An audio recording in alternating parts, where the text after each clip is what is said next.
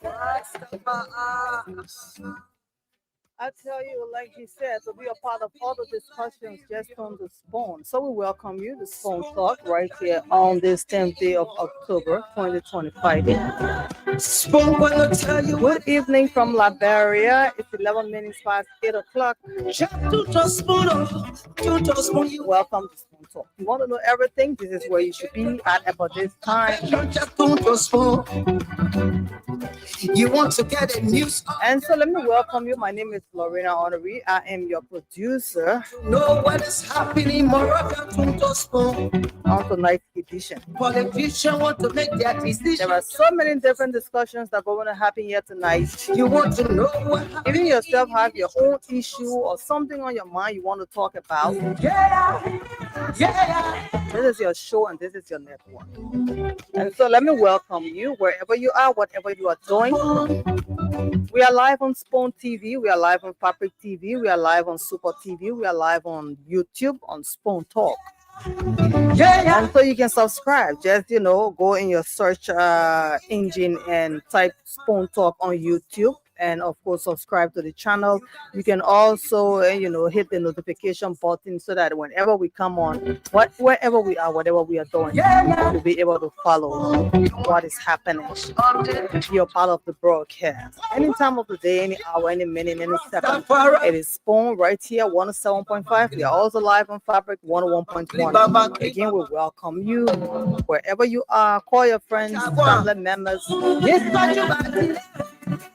Tell them it's time to confirm that thing we're talking about. That story.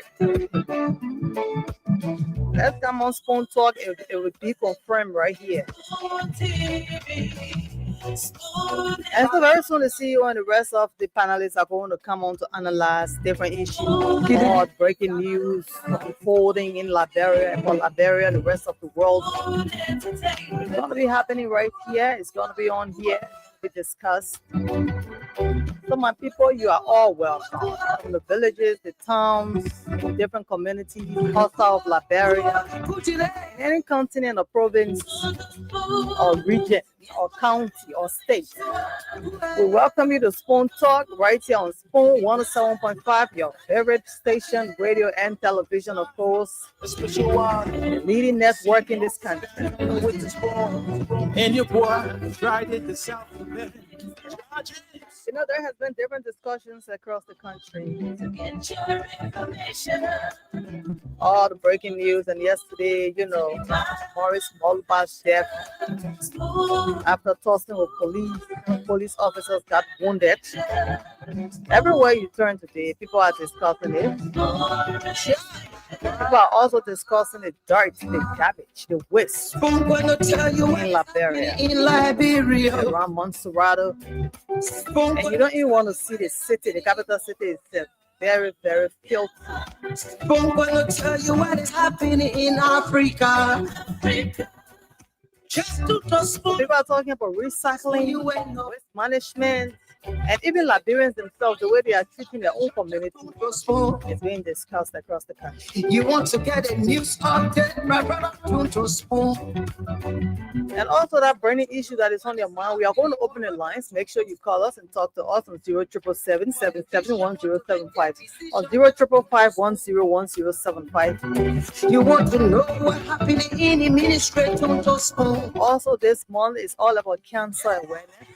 And so there are different events happening around the country and the world as well. As I take your calls, we're also going to bring in, some of the stories from our pages and other media outlets. Good evening. 0777-771-075, 0555-101075. Call us. Let's hear you quickly. Hello. Good evening. Yes, you're live on the show. This is Benjamin calling from Keba. Benjamin, you couldn't wait. So now that you're on the show, you the first. What is on your mind? Yeah, the main thing that on my mind is about the gambling issue in the country. It's getting too much, more especially women. They have their centers all around the country, anywhere you pass. And it's very frustrating if I tell you, say, people can go for the rest of the day, they lost money without getting anything. come home back with an empty hand. Even I left there the other time, one other guy lost day by day money. Couldn't imagine. They saying to go pay the people day by day fee. He went to that center. He But they lost put all not that forcing money. anybody in to the go account. play now. They force Yeah, anybody to go camo. but the situation of the country, like, you just have to make to do things out of the But way. the gambling all over the Seriously. world, sir. Gambling is Alright. all over the world. The way you say it's very frustrating, you let they did something to you. No, Sorry. Yeah. for me, nothing they have done to me, but I've seen what happening. Okay. That's your Yeah. concern. Thank you for calling, okay? All right. 077771075 05551010075. Let's take you. Good evening.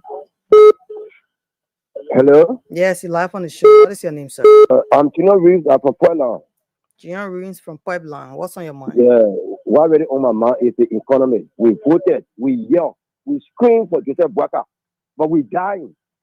They didn't work for the economy. We know development. We put development over benefit, but we're suffering. We're pretty telling. We're suffering. Even market self was telling me nothing. So they didn't work for the economy. Thank you. All right, sir. Let's take this caller. Good evening. I appreciate God so much for you. How the evening? All right. Yeah, what's on your mind?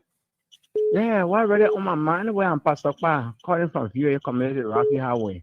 All right, Pastor Pa, what's on your What mind? on my mind is about the death of the guy that died at the All right. police kill. Oh, I can be frustrated when people are saying that the police had the right.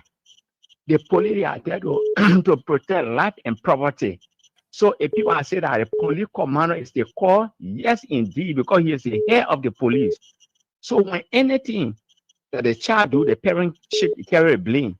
So the police commander, if you're going to start from the beginning, but when they start misbehaving, start killing people, you need to get over there and get to all kinds of things you want to try to please themselves.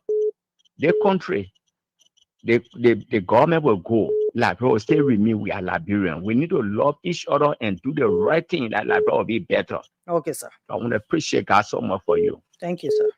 Have a good time. You too. Bye-bye. 077771075 05551010075. Let's take it from this side. Good evening. Hello? Yes, you're live on the show. What is your name? Where are you calling from? Thank you very much for the opportunity you have afforded me to speak more again on our Spoon Network, says Lorena Honoring. Good evening to Spoon FS70 and good evening to my peace-loving people of the Republic of Liberia and good evening to all radio listeners in Liberia and parts of the world. The new remain constant at Council AS Cameroon once again. I'm speaking to the people in our ministry there, Minister Pia and his co-worker Daniel Sanu. They have multitude jobs to do for the Liberian people, but because they are competent, they do not know the job they are there to do. They are there to propagate the message or disseminate the information to the society, but they are biased in their information dissemination and they are dishonest. Then they go after Mr. Alexander Bentley Cummings. And let me tell them, this time around, we're not going to be diplomatic in our politics in this country. They have 80 political leaders and they have nothing to say. This man is a man with vegetable around the world. But they try by all means to spoil their main character and they will never ever. Liberian people are not stupid. I'm sorry for the expression. Everyone are facing the challenges today activities we are facing in our society. Then when they come, they want to sugar cool, they are dishonest to the process, then you see the word referring to Mr. Kumi dishonest. You know the content you are speaking of, Mr. Pia and his co-worker Daniel Sanu. They are incompetent. Thank you, sir. Go after people in this country. But let's take this other caller. Good evening. Good evening. 077771075 05551010075. We gave you the chance. Please put your point through. Good evening. Yes, this is Lorena. You're live on the show. How you doing, man? How you doing, sister? My love. Okay. Yeah. Okay. So what's your name? Where are you calling from? The family RL. Yeah. You know, sister Lorena, let's talk more now. I don't know. Get food in me. You know, so now you're doing doesn't want justice. Doesn't take the whole town. You don't spend our time. So why you can't just start saying what's on your mind now? Okay, let me speak to the issue today. Let me say thank you for putting me the opportunity. This is the voice of Tabu Rasta. I'm calling from Point 4 to be specific in Zimbabwe. Okay. Look, say Lorena, let me tell you thank you for asking me why it's on my mind. Let me see why it's on my mind. Look, why it's on my mind tonight is God told me that I should tell certain water spoon. I hope you listening to me, Tabu Rasta. I hope you're not listening. Say, I'm a tell someone to apologize to we are. No, to a minister is a great guy. He's great. And all those that want food that way, they are great. But look, God said, if you read the book of Proverbs chapter 6, verse 17, come all the way down to 16, and Lorena, the Bible says there are 6 things that the Lord hates. And the Bible says the one that makes it seven, it is an abomination to God. You know that why? Tell me, please. Thank you, baby. You know I love you. You man, go ahead now. Okay, that's serious program here. Yeah. Okay, thank you. The Bible says lie. When it comes to the issue of lying, God not like it. The Bible says it is an abomination to God. That's why Satan to go and apologize to we are, because Satan lie on we are. Whatsoever Satan told us that our people voted for today, we can see. Look, the police who is following up against us to protect life and property. The people said so he the one supposed to tell the government how to do their work again. Oh, no, listen, Article 1 of the Liberian Constitution say all in the people in all free government are instituted by the authority. If the government is instituted by the people authority, then why are you destroying life and property? All right. Thank you, sir. Thank you. No, you saying Stanton with us supposed to tell the people how to do their work. No, I said Stanton to tell the people how to do that, but Stanton told us that we should vote for the government because the government will rescue or they will change our life. And instead of them changing our life, they are destroying our life. That's why I said Stanton should go and apologize to we are because he lied on we are. Okay, everything he said about we are yesterday and they say they can't rescue, there is not rescue. You can't be rescued and you taking away people's life. Thank you, yeah. Life. No. Lovina, before I drop the line, Lovina, before I drop the line, first I pick you. Before I drop the line. You know, let me tell you something, sister. When you do good in life, when you're not preaching about God, let me say thanks to the German ambassador. The German ambassador who acknowledged the effort that we are doing for the Liberian people. The thing that Bokas will be doing, that Bokas can't do that what the German ambassador did. But acknowledging what we are doing, my working along with we are for Liberia to win the UN Security Council seat. It was through the effort of President William. Thank you, sir. Your time finished now. You talk plenty. Okay. Yeah, take care, yeah. Good night. All right. Don't leave. I mean, share the show, please. So all those viewing via Spoon TV, Fabric TV, Super TV, please share the show. This is your show. This is your program. So, yes, we'll offer the platform. You call us and tell us what is on your mind. Good evening. Good evening. Yeah, you're live on the show. What is your name? Yeah, my name is Mo Bobo calling from Coca-Cola Factory, opposite Coca-Cola Factory, district number 3. Mo Bobo, what's on your mind? Yeah, my talking point going to some of our friends in what they say government lie to them. You know, when you oppose something, when they're doing the right thing, you always say, you think that there's only propaganda you're on using it on other people. They're holding the Liberian people. They're not holding also. Let me tell you, the can go and feed the chocolate down instead on there in the packet. When they go buy rest now, you see the difference that they use such that rest there with 11 million, they could not see the chocolate down instead. Then you go now, see now, we're talking about gas. You can see affordable since 1980. These are improvements. AEC, road connectivity around the country is doing best. Our people are giving testimony. They lie with do nothing for our people. Thank President you, Joseph Boakai is doing the best, and no one can do something more than they are best. And he is the best president I ever see. Since I was born 1990, that this president has seen development on it. Thank you.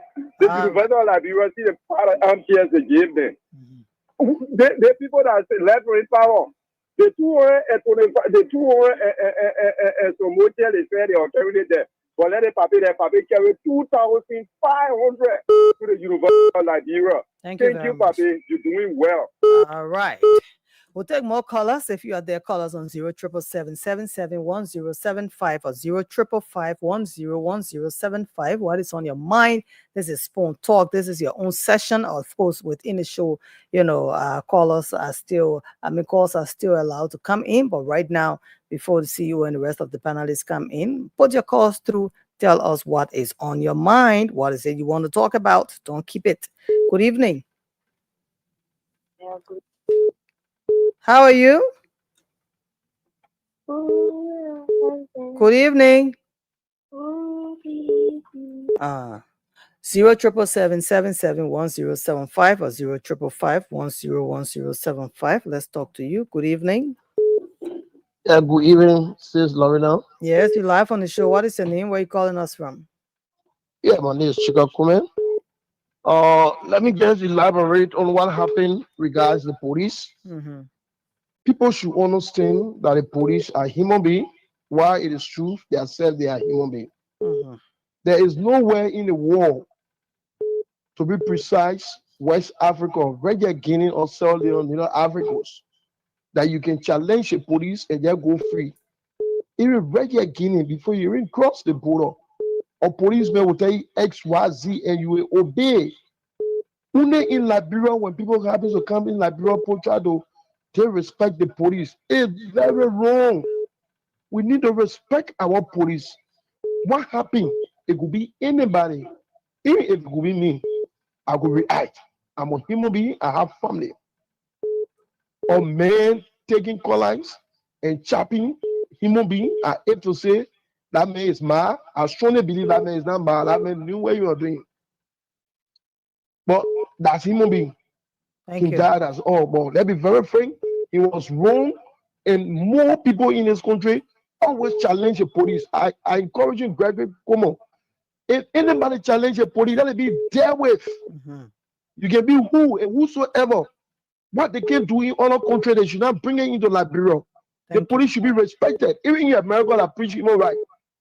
Nobody challenge the police and go free. Thank you very much. It's a pleasure talking with you. You are welcome. 077771075 05551101075. Let's talk to you. Good evening. Hello? Yes. What is your name? Yeah, my name is Stephen Martin, according from here, David. Mm-hmm. Yeah, my sister. My concern is that they at David Hospital. They fail. Okay. Hello? 077771075 05551101075. Good evening. Hello. Yes, you're live on the show. Yeah. This is Spoon FM. You are live. What is your name? Okay. Morris Kamara, calling from Kamala Drive. Morris, what's on your mind? Okay, what's on my mind about the CDC? Mm-hmm. The condition, coming breakdown of the 18th, the groundbreaking. So I want to know if that land they buy it or they rent it or they lease it. If it is, I want to come out to the public. If they buy the land that they coming to ground on or they lease it for the people, because I don't want to let that see the people. No one will see Tony that where city boys that see the body that other era at the end of the day, it can't happen to the state. It says that. So one be clear to them. And one may be clear to all that they buy the place or they lease it. One move. So that's our mind. All right. So let me give you this story shortly. Just the headline from the Liberia. And that's the Liberian investigator, RIA, on the brink of breakdown. Years of underfunding and neglect have left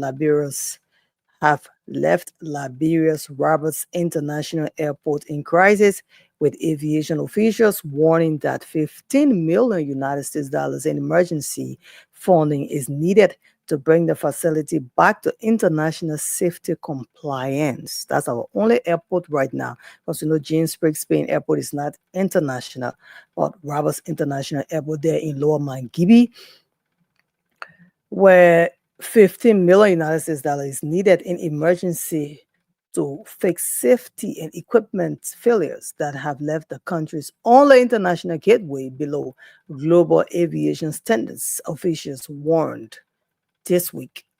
The disclosure came during a tour of the facility by House Speaker Richard Nangwekun, who pledged legislative support to address the crisis after witnessing firsthand the extent of the airport's decline. The message we are trying to send is that we need a total revamp, said Julius D. Dennis Jr., Director General of the Liberia Civil Aviation Authority. To meet minimum international standards, we are looking at something in the range of 12 to 15 million United States dollars as an initial amount. Let's take more callers. 077771075, 05551011075. I will bring you bits and pieces of information and headlines as we talk to you. Good evening. Good evening, madam. You're live on the show, sir. What's your name? My name is Henry Danuwadi P, and I call from 540 Congo Town. Wow, I know you well. Tell us what's on your mind. Yes, madam. What on my mind this evening is that our old man, the president, is not really treating the people well. But what we expected him to do as an old man, he is not doing it. What did you expect? We expect him to really do good for the Liberian people, Like to how? do whatever we want from him. But he is not doing what we wanted. Sir, what is that good? Yeah, what can help the is president there out. now he is doing now? Mm. We said that he is not going to do this thing as usual. Because he said to us, I'm not going to do anything as usual. Thing that we're doing here that will get improved on, I'm not going to do it. That's what he is doing now. He is building a house in his home. But nobody knows who is building that house. But He how said he do is you, the can you one, and he confirm? said he is not the one. Mm. Yeah, he said he's not the one. And I don't know who will be building that kind of house in that this area there. And what even he be knowing about Where is that? the house that he building down there. I don't know whether that's Down where? presidential party or whatsoever. Down I where, don't know. sir? Yes, Down where? yes. Thank you. All right. 077771075, 05551101075. Call us. Let's hear you. Good evening. Okay. Good evening. Yeah, good evening. How are you? I'm okay, sir. You're live on the show. Okay. Thank you so much for my mind. I want to send my thanks to the people also for the white soul of some of the people that are calling from a different time that is Christian, they can start lying to the Liberian people. Why did it stop? Why they were not able to do that? Why the president is doing. These are things that he's doing now. You know, the electricity and the issue that has to do with rule and each type of stuff. And to conclude, yeah, some of the panelists saying that they should stop lying to us. Why they didn't do in the past that who they actually do their only thing.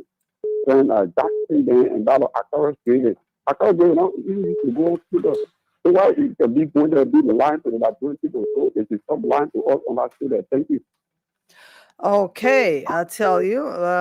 Let's take more callers. 077771075 or 05551101075. Let's hear you. Good evening. Yeah. Mm-hmm. Your name, sir? This is Lost and Fine. Lost and Fine? Yeah, Lost and Fine. That is your name? Yeah, my name is Lawson. Lost and Fine. Okay. What is on your Okay. mind, Lawson? Thank you. Look, I have two things on my mind quickly. One had to do with the Arizona Committee. Mm-hmm. I want for Arizona Committee to come publicly. Because everybody now have a perception now that he is a gay. That is all over Liberia now. If you do question or confronting it during election time, let him come on one of the social on OKFM, 22FM or EBC to clear the air. When he is a gay, they will be calling him gay. When you're not a gay, when you say no, I'm not a gay, there's no more going gay again. But because the guy asking as what I'm a gay, they touch that cushion. And kind of explain all other things. So people now think he's a gay. Thank you. Now, secondly, my second point has to do with the morality of the corporation. Look, the statement from Jabate is just weird. We cannot sugarcoat anything here. Therefore, it's not working. You can't have one city mayor who have an angle king, who come my hair every morning and refuse to let people back. Or on the bench, on the UP bench, on the rescue bench to do it well. If we not you can say that. Thank you for the time. All right. Well, we provide a platform. Call to your own. The next person can talk their own. 077771075 and like I said, there are headlines, there are news that are making headlines, and there are news that are breaking and unfolding. And once it comes out, we're going to break it to you. But this one has been discussed across Liberia because it occurred this week. On Wednesday, a Liberia National Police officer shot and killed a suspect after the man allegedly slashed and stabbed 3 officers during a violent confrontation in Congo Town, authorities said. Inspector General Gregory Como said the incident unfolded when officers responded to a disturbance involving an armed man. Despite repeated commands to surrender, the suspect allegedly attacked the officers. The officers issued several verbal orders for the suspect to lay down his weapons, but he ignored them. Como said, according to Como, the suspect struck one officer with a cutlass, inflicting a deep arm wound as the officer shielded his head. A second officer managed to wrestle away the cutlass, but the suspect then pulled a concealed knife and stabbed the officer in the thigh. Police described the scene as an immediate multi-threat situation, prompting the officer to fire his service weapon, fatally wounding the suspect to prevent further harm. The injured officers and the suspect were rushed to JFK Medical Center, where the officer remained in critical condition and undergoing surgery. The suspect was later pronounced dead at the hospital. Let's talk to you. Good evening. Hello? You're live on the show. What is your name? Where are you calling us from? My name is Derek. Okay. What is on your mind? What is on my mind is that, especially in a dispensation when I was saying now, we like prayer in the God because the violence, the wickedness, the evil, the very news we hearing all around. Officer start somebody does a job, officer die, and the other one happy somebody give birth to peach. All those one, just begin to tell me that ain't no we are in the last you focus on God. The war is coming to us. So that's what I gotta say now. Thank you very much. 077771075. Please share the show. We are live on Spawn TV, Fabric TV, Support TV. We are also live on YouTube, So share the program. And you always do your podcast from Spawn Talk. So let's start sharing and make sure all of our groups and social media handles are carrying the show, because today is the 10th day of October and it's going to be another, top-notch presentation where presenters are going to sit and analyze in different dimensions, diverse views. And you yourself, you have your own, you're discussing. And so we are giving you the chance. 077771075, 05551101075. Good evening. Good evening. Your name and where you calling us from? My name is Johnson Flomo from IND Brazil. Johnson Flomo, what's on your mind? What's on my mind? Number one has to do with this rape issue, this rape allegation when it comes to Brian McGee. Okay. Yeah. I don't know why the government is trying to sue this. They have not up to this time. This man just said, according to the father of the girl, he said he made it clear that his daughter told him. His daughter told him that he was raped by Uncle Brian McGee. But now this particular case, they continue to just play with the government sending it, and that is not good. It's making the government bad. It's not a key not taking. Grego, I don't know why Greg continue to just cover this thing. Okay. Also, Thank they you. started talking about CCTV, the CCTV, the particular CCTV you were talking about, the area that the rape happened. You think that cannot be temple with in that to that complex? So they started just killing that thing. And the other one to do with the particular villa they're talking about in Foya. We say we don't know. Today we heard Kula for finance here. It is not a government. I mean, they are still looking for. They will still find out who responsible, who building that villa in Foya. The government trying to. I don't know what the government is on. What they are doing to us.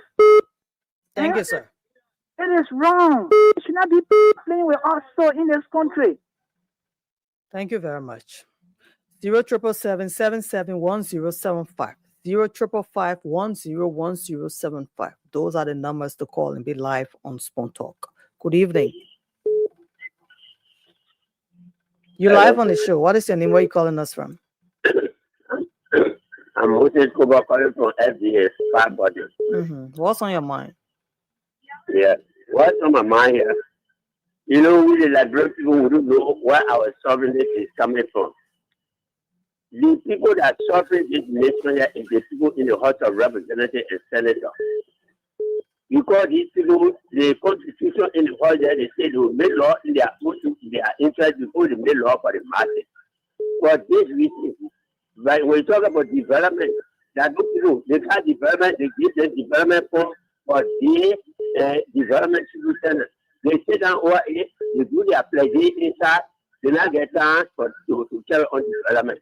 When time they see, they're going for agricultural break. Agricultural break money, they take it to carry to different countries to go enjoy their self. The people that suffering us in the country today, we don't want to talk about them. We people talking about president. What Waka is doing in this country, it will take a long time to have to find another president like Waka. But the people that get family in this country are the people that are talking about. They are the wicked people in this place. They want to have a representative and senator. Thank you. That's why on my mind. I tell you, and we give you a chance to express it. All right, so let's look at more breaking stories from. Now we are on Spoon TV page. CBL cuts interest rates as economy improves.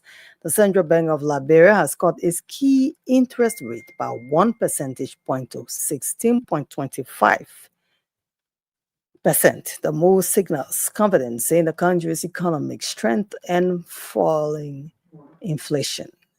Executive Governor Henry F. Samoa announced the decision after the Monetary Policy Committee's quarterly meeting on October 6.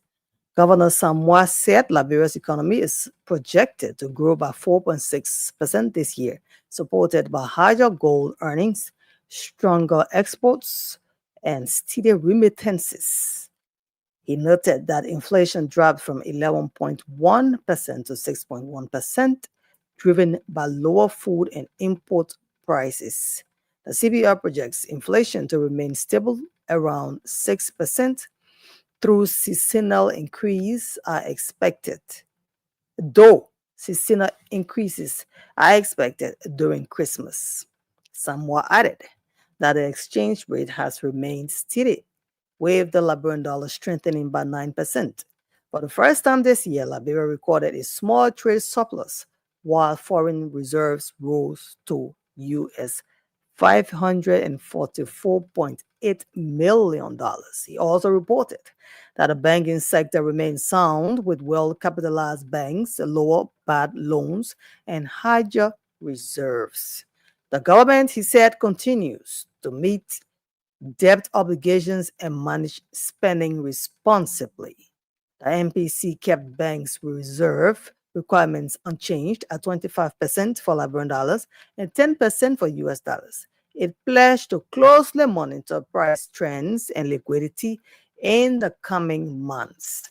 077771075. You want more on our story, go on Spoon TV page. If you haven't liked the page, please like the page. Share the show. This is Spoon Talk on the 10th day of October 2025. If you're celebrating a birthday, I would like to say congratulations, whatever the occasion, wedding anniversary, naming ceremony, the weekend is here. This is your program. Welcome. Let's give you the chance, put your calls through and talk your own. Good evening. Yeah, hello. Hello. What is your name? Where are you calling from? My name is calling for listener. Okay. What's on your mind? Yeah, the thing that in my mind that Sonny I want, I know what I say on a kind of station that Sonny I want to tell him. If you're not in a station? Yeah, I think what I not come. Yeah. What you want to say? He listening? Yeah, the thing what I want to say, I want asking for help. What can I help? For my daughter, for school. Okay. Thank you for calling, all right? Yeah. All right. 077771075 055101075. If you are there, call us and make your own contribution on the show. Don't forget to share. If you're watching via Facebook Live, welcome you. Good evening. You're live on the show. Hello? Yes, you're live on the show. What is your name? Where are you calling us from?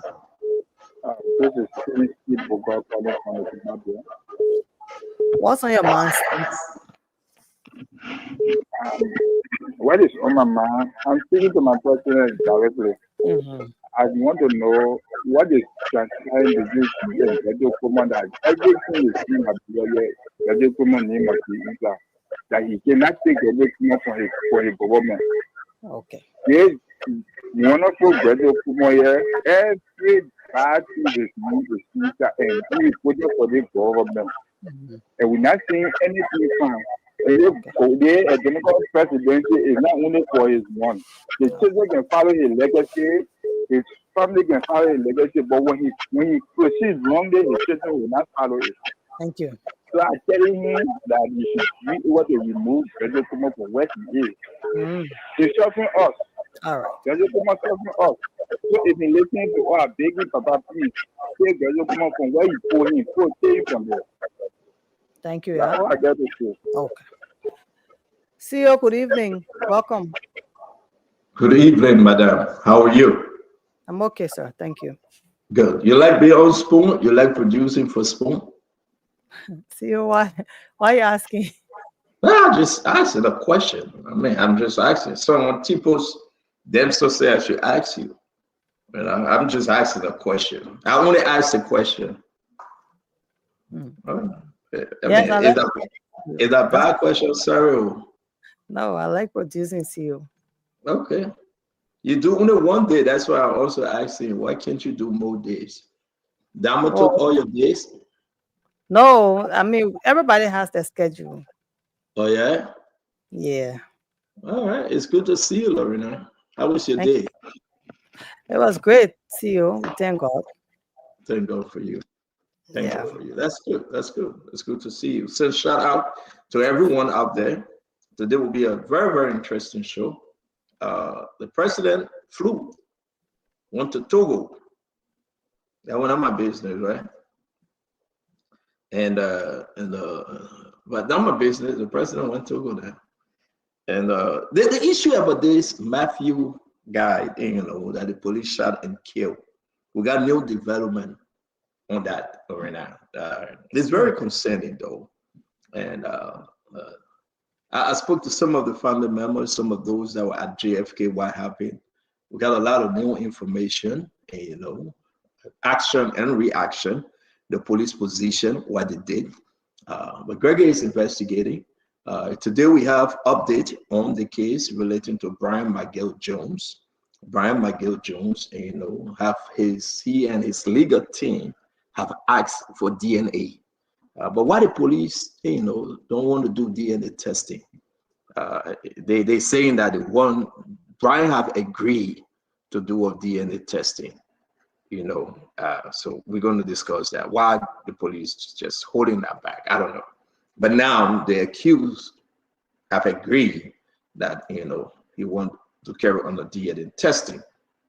And JMB on private jet, but it was sent by the Togolese president. True or false, the Liberian people will decide on that one. Right? Big private jet too. We'll talk about it. Kula Fofana said it. I mean, nobody know who owned the land, the $10 million project. Who owned that? Nobody know. Kula said she doesn't know. Daniel Sano said he misspoke.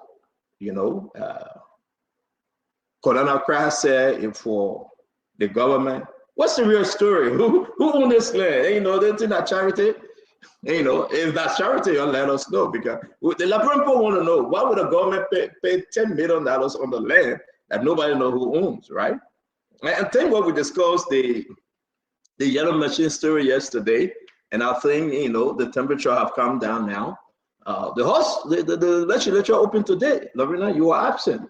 I heard that you couldn't make your way there, but they opened today, Lorena. They opened today, and we got the opening from the House of Representatives, Speaker Richard Coon. Richard Coon spoke. We got his statement. The all-black document was presented to Joseph Yima Boakai prior to him departing the country. We'll bring that to you. But who's the real liar here? Is that Jeremy Pierre? Who's the real liar? Is that Daniel Sano? Who the real man, pa, sister, brother, cousin? I mean, the Liberian people just kind of like, come on, what kind of government we brought in here? But it's the bigger picture. I want to ask the guys coming on tonight. Will Joseph Yima Boakai run 2029? Will Joseph Yima Boakai run? Do you want Joseph Yima Boakai to run again? Don't listen, we're about to enter 2026. No if and doubt, we will enter 2026 by God's grace. But would this president run? And then we'll talk about why would he be running on? Would the president body allow him to run? Would the president, his legacy, Lorena, we're taking this show small now, right? We got 8 more minutes. I see Tama Agadas in the back. But the question is, will this president run? And I'm seriously concerned. I am seriously concerned. And I have my own answer here. But wait, you know my answer. I don't think Joseph Yima Boakai should run. I don't think Joseph Yima Boakai will run. I think Joseph Yima Boakai needs to rest. Right? And during one term, we pray that he complete the one term. But a lot of people are going to get angry with me now. But that's just me. Lorena, can you put the link in the chat room, in the panelist chat room, please? And don't get vexed with me, guys. I love you too, Derek Nimlin, Vamondi Donso, Buddy, it's good to see you. Hannah Gwesh Sharif, Moses John, it's good to see you. Derek, as always, they call him Afonso, Mama Mensa, where have you been? Fede Bala is here. Bernice Mole Woji, Raf Kope is in the house. Pierre Campbell, as always, from Atlanta, Georgia, is here. We want to welcome Samuel Hollywood. Samuel Hollywood is joining us, and Tanu Jala. Tanu will get there all day, but he will still come back. Abra Kokwe. Let us know why people can get mad, then they still come back and watch Spoon Talk. No, we know.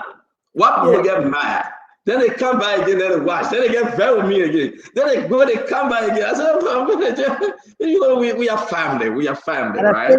Yeah. Huh? There's the most loved program. Oh, we are family. Lorena. We are family. Look at Sekou Donso. Sekou Donso will get very, see you. Hey, you come by again. We are all family. Look at Peter Toba. Peter Toba said, JMB. Hey, Peter, how you doing?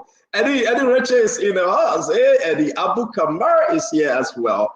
Otelo is here. Urek Zwagli. Wiki Jerry is here. Gerard Dennis is in the house. Kokulu Jones. Hey, Kokulu, what's up, my friend? We're going to bring it every day. Say, I will watch Spoon Talk Show on YouTube. You go on YouTube, that your best day. You go on Fabric, your best day. You go on Super, that your best day on Spoon. Watch it anywhere. Once you watch it, our matter, we want to say thank you. Clinton the Boss Senior is here. Charlie Appleton. What's up, Charlie? I want to say every day we want to say James Vala. James Vala is in the house. I'm happy to see you too, Jimmy. Wiki Chill is here. Welcome, Wiki. We want to say Fred Ja. Fred Ja, what's good? What's good? What's good, Freddie? But Lorena, I'm so happy today. I'm so happy today because you know what? We are about to talk to our Liberian people in a very special way, right? And I want to say to all of you, it's only important that we just tell the Liberian people the truth. I'm saying Fubi Henry come out with that data for you. There ain't no data. They call him Fubi Henry, you put data to his name. Dano Pierre is here. Tewa. Oh, Tewa. That's the name. I'm here watching from Virginia, Liberia. Oh, Dixon in this house. Bomicham is here. Bomicham said, call Josh Lobo. Why calling Josh Lobo for? Josh Lobo scared of me. The man in my money and run away from the casino.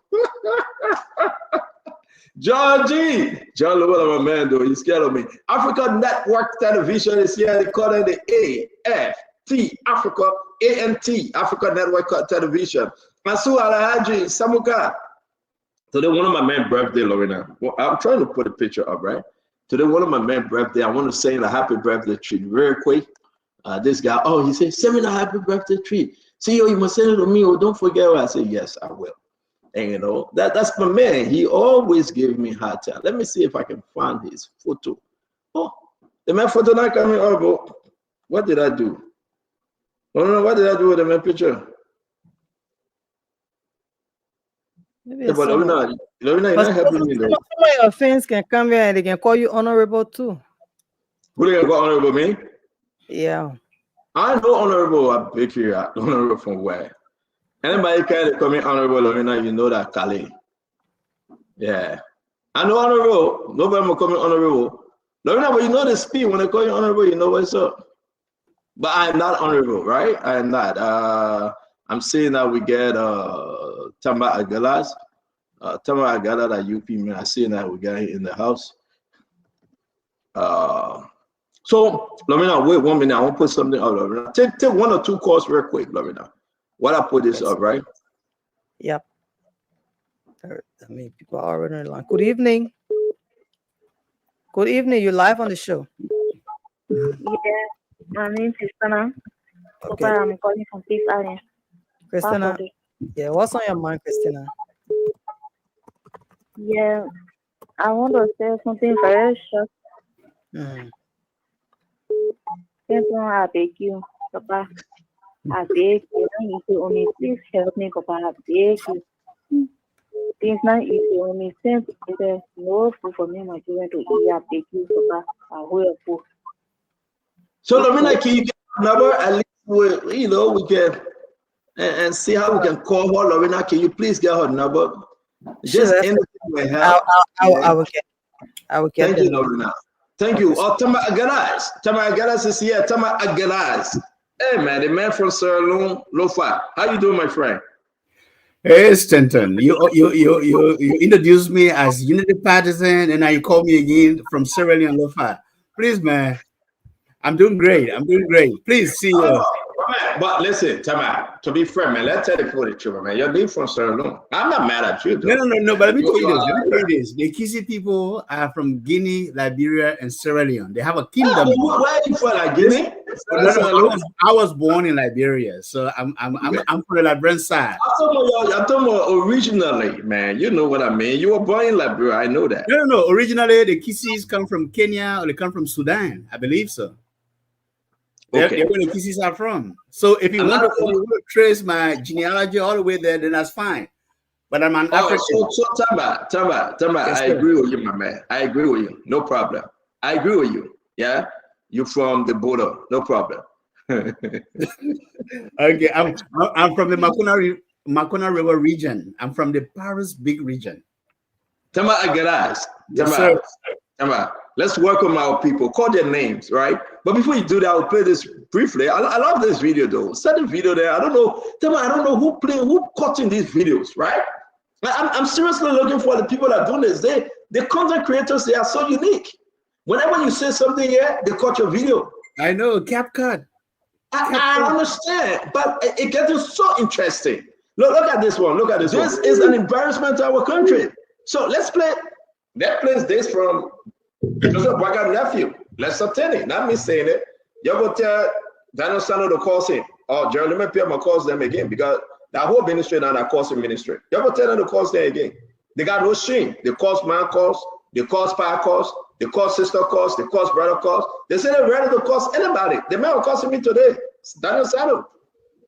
They say they're ready to cause anybody that come against the government or the government. But if people are paying it and they causing like that, this is when the government is losing and they get nothing to show. Look at my sister Jackie. She can't try her best. Sometimes her data will be off, we will correct her, but she can't try.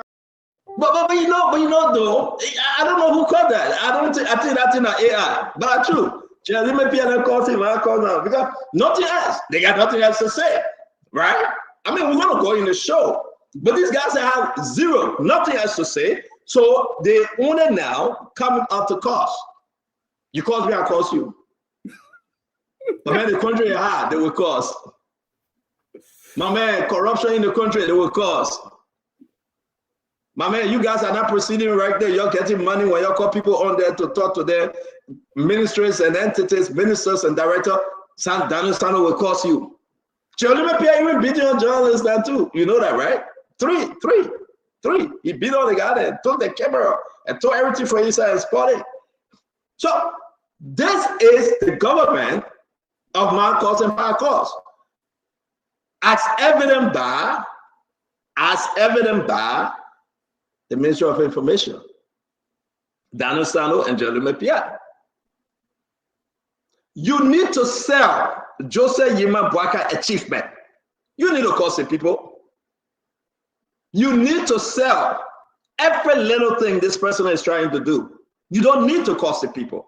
And Liberians are listening. The Liberian people is super noble. The Liberian people saying, we are watching. We are listening. We will speak. So you cause my mouth. You cause my power. You get angry, you beat on journalists, and Jeremy Pierre beat on journalists and take the phone for them. That's your business. But we know, we're watching. We are listening. You suppress freedom of expression, that's your business. That day is coming. You lie, that's your business. That day is coming. Like they're telling Daniel Sano. Can you imagine Lester Tenney? Lester Tenney saying that Gaffar is a liar. Gaffar is an accountant. He's not an economist. You ever call Lester Tenney? The whole thing, Chakra. They try to fix it, they can't fix it. So those of you that joining us, we got to tell them, we love this government, right? We love the government. We support GMB's vision. We support GMB's vision. But we will not support the wrongs of the government. We will not support the wrongs. We will not support the wrongs in government, Stanton. That's it. We support GMB, we support the vision. You know what? I want to say to Unity Partisan and sympathizer to Unity Party, the people that he gave the job to, they are the one causing problem for GMB. The people that he gave the job to, they are the one causing problem for GMB. And JMB said, okay, you know what? Look at Tama will get you job here and there. You take it and start causing. Your work need to speak for you. The places you go need to speak for you. The way you behave, your negotiation, investor you bring in the country will speak for you. Job creation should be speaking for you. And then when somebody asks you, you lie, you curse. They think that's something good. Come on. Then the people hear this. Jerry Ute, Jerry is watching from DC. Pobai is here as well. I mean, the voices of Labalazu. It's good that you joining us. Please make no mistake, Tama, my friend, make it. I would tell Joseph Boaka the truth. Because you know why I can tell him the truth? You know what, Tama? You should know why I can tell him the truth, right? Of course, because you have bring him to the presidency. Your station, your network, your efforts, and probably your resources, man, with countless and tens of thousands of other Liberians. So you Stanton, contributed to this presidency. And I tell people, look, I'm not a United partisan. In fact, when United Party came on the stage for this election, I told them I'm not a United partisan, but I'm going to support JMB, and I still support him. However, as supporters of JMB, we cannot sit here and allow the wrong things to happen in his government without saying something. As I've always said, CEO, look, the message is going across Liberia. Stanton and the network and the Spoon Network is helping to really get the message across Liberia. We need to begin to think consistently across the society, across our government, putting our country first. And whenever we do that, Liberia benefits. When the president is there, he's doing the right things, we'll support him. If he or she is not doing the right things, then we'll go against him or her. And it's about country, it's about nation, it's not about United Party. United Party. No, Tama, I beg you. You know, so we warm it up, right? We ain't Zico yet. We just warm it up. We want to say to all of you, welcome to the Spoon Talk. Share the show. Go on Facebook and YouTube and everywhere and all the tube and book. Share. You need to understand our country is in some serious sugar honey iced tea. You need to know that. There will be no way we sit here and we just play this little game and thinking that, with this, with that.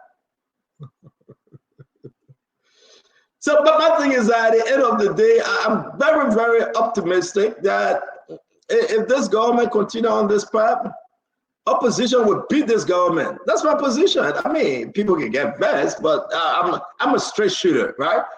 I can talk. I'm free to talk. If this government continue on this path, Tama, Joseph Boga is in trouble. And I don't even think Joseph Boga will run again. So that would be Jeremiah Cohen in trouble, right? And I don't know who, Jeremiah Cohen will be in a big trouble, to be frank. Look at the man, I changed the DR and you put a red data.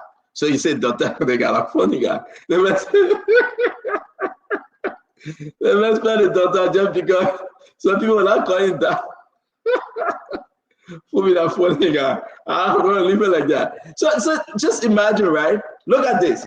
Ministry of Marcos and Propaganda. Look at the disgrace. Look at this. Look at this. Look at what Jeremy Pierre and Daniel Sano have caused in the ministry. Look at this. Is the deputy minister there, Daniel Sando?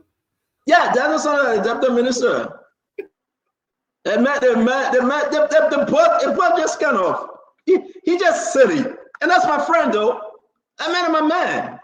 But like, you think about causing oppositions and causing lawmakers and all the opposition, you think it will serve you right? I mean, you creating more problem for Jose Yimabwaka. And come and discuss the issue. Come and discuss the issue. You can't sit there and think everything you're going to do to cost. Costing didn't bring you here. The message brought you here. Insulting people mind and power didn't bring you here. So for you to sit down and say you were just cost because you get $3,000 job, $5,000 job. So you were cost, and you will lie and say the president, what they building in Foya, Lofa County, if for Mano Royal Union. No problem. No message. None.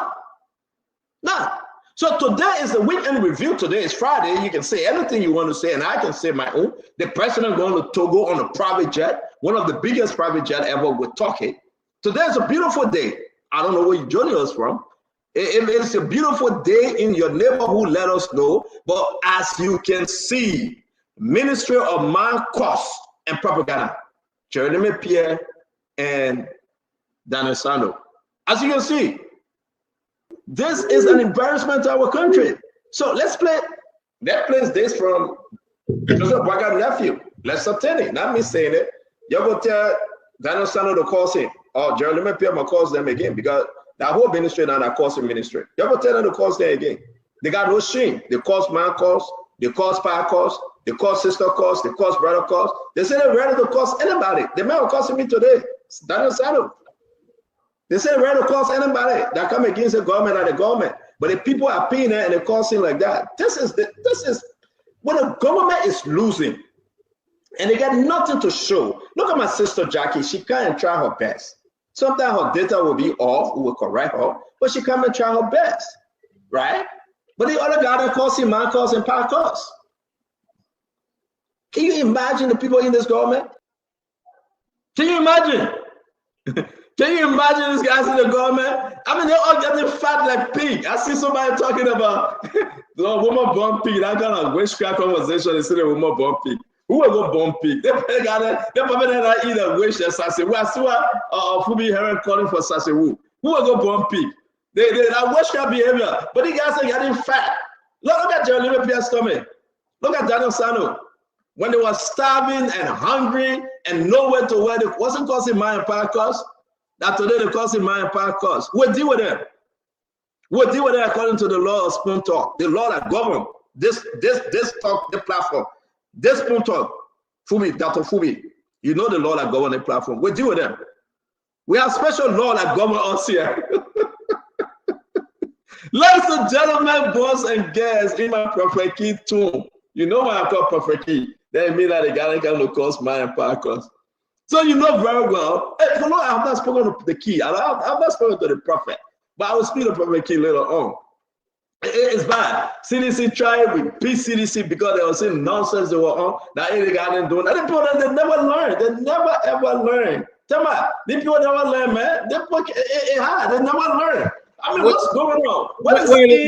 They should be careful. They should be careful. Look, you can have the short-term amnesia or the selective amnesia, but don't forget where you come from. Don't forget that for 6 years, they advocated, they agitated, they protested to come back to power. And now you are here to rescue. This is an opportunity for you to do things differently. This is an opportunity for you to let the Liberian people know what you are doing differently. Look, government should be a place to serve. You shouldn't come here to feel like it's an entitlement. Government is for the people. If you don't understand that, then you have no place in the government, Stanton. And that's where we are. Well, as a nation, it is our battle. It is the next frontier to change the minds of those people who are in government as well as the next generation. Look, Stanton, where I said today, if I were ever to get in government, I would not build another structure, for example, because I have built. But some people come to government to take, grab, and go.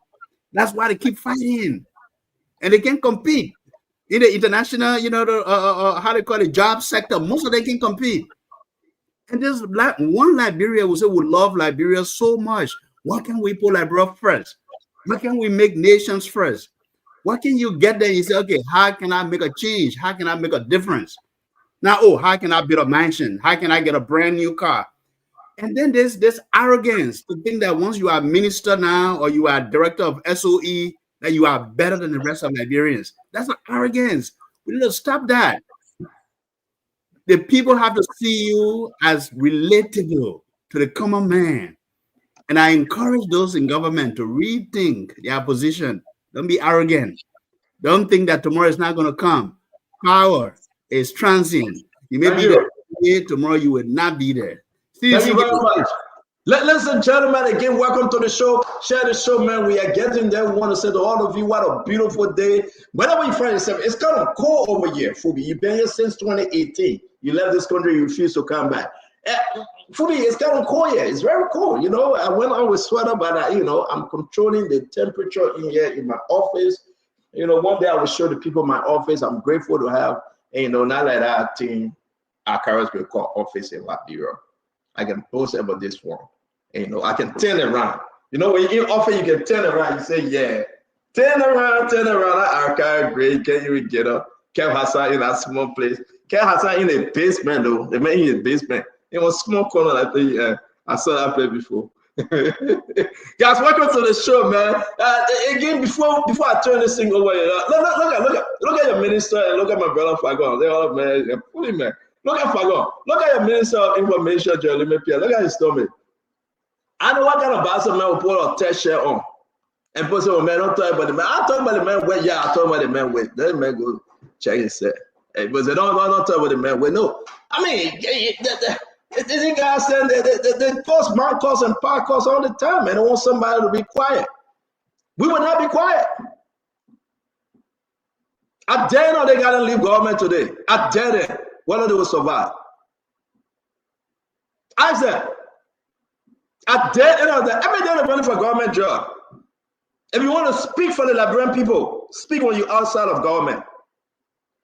If you want to fight for the Liberian people, that's what Fubi Herod. Fight when you're outside of government. Don't fight and you say, let me minister. All they got to hustle up. All of them will hustle up. They can't get their own job. They cannot survive without government job. What kind of man says he's an advocate, but he must be in government? And not to be frank, my Liberian people, you ask question. If the people that care about you, tell them not to take government job.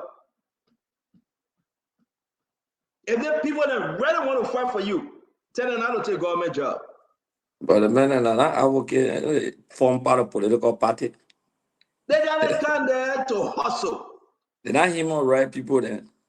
My man, people that say the human right, they say they put join political party. This guy, the other human rights lawyer that now the NSA director of Kofi Woods. No, also political reward on every 9 years. No, right. but no, it's a human rights. When you in political party, you get political reward. I mean, it just, you know, it's just funny, right? We laugh with this and joke, but this is something serious. When you have ministers that come in a course, man course, and par course, and you think it's okay, it is not okay. It is not. And that's why we come every day when I see how we're talking. They got no moral right to question. You gave them job. You voted for them. You pay for their salary. You gave them gas slip. You gave them fuel. You give them scratch card. It's your right to talk to them. You as a Liberian citizen, you pay them. Their home allowances and house allowances and car allowances and benefit they're getting, you giving it to them. So question them. Don't be afraid. Don't never be afraid. I'm going to say don't never be scared. Yeah, that's it. Question them. You guys sit down here, you're scared to talk about that. I will talk about them. The taxes they're taking from, the property taxes paying them. The taxes are taken from businesses you're doing Liberia, paying them. When you pay your transportation, the road from money, some of it went to them. You are contributing to them. They will never ever suppress you. They will never ever make you scared. Because they get about 4 more years, so then we start selling the property again. And people sitting on the fence, they will buy the property again. Ask Joe, we have people there. But you know, so they are see Fubi. But I'm saying people that who Joe are selling property to you now. No, hold on 1 minute. Hold on. That one I come and say I won't bring it to you. I beg you. Me, I'm buying, okay? I won't sell it, let me know. So if you I'm buying. Great. Let me correct myself. Yeah. Fubi. 12 years on man I'm selling. That Uncle Sam, yeah. But I'm saying before United People Party people start selling at home. But I'm not saying on a job we are government. That's what that correction I want to make great. The way in which United Party people said that quick. On a job we are government, I'm not saying that. Fubi, what do you think? You don't ask me what I think. You go out Fubi. You go out that of Fubi. Fubi is not a sedition, so I need to ask him. Fubi, what do you think? No. The point you made. A lot of Liberians firstly don't know why they elect people, and they don't even know that they don't want paying those that work in government. So they don't know that. So that's the first setback for that the citizens have. And that's why they elect people and they start to worship them, as opposed to holding them accountable to deliver. Campaign time, they use campaign season to extort from those that are contesting. Then after that, they lay back and start to worship those that got elected. So they will tell you, just get my own, let me eat it, because when you get there, I will not see you again. Then when you get there, then they start worshiping you and buying down to you. And that's the problem. until Liberians can understand why they vote, and that those that work in government are on their side, are on their payroll as citizens, the country is not going to change anytime soon. It will just keep replacing one bad group with another bad group. At the end of the day, you live your life, you move, your children come and inherit the same bad system until that mentality can change. Well, the CDC man, the men know what kind of damage they did, so they waiting small. Maybe after year 4, if they don't see lead, that's when they will start rocking. But the citizens need to understand. Yeah. The citizens have the right to come out and be bold to speak against this nonsense happening in the country.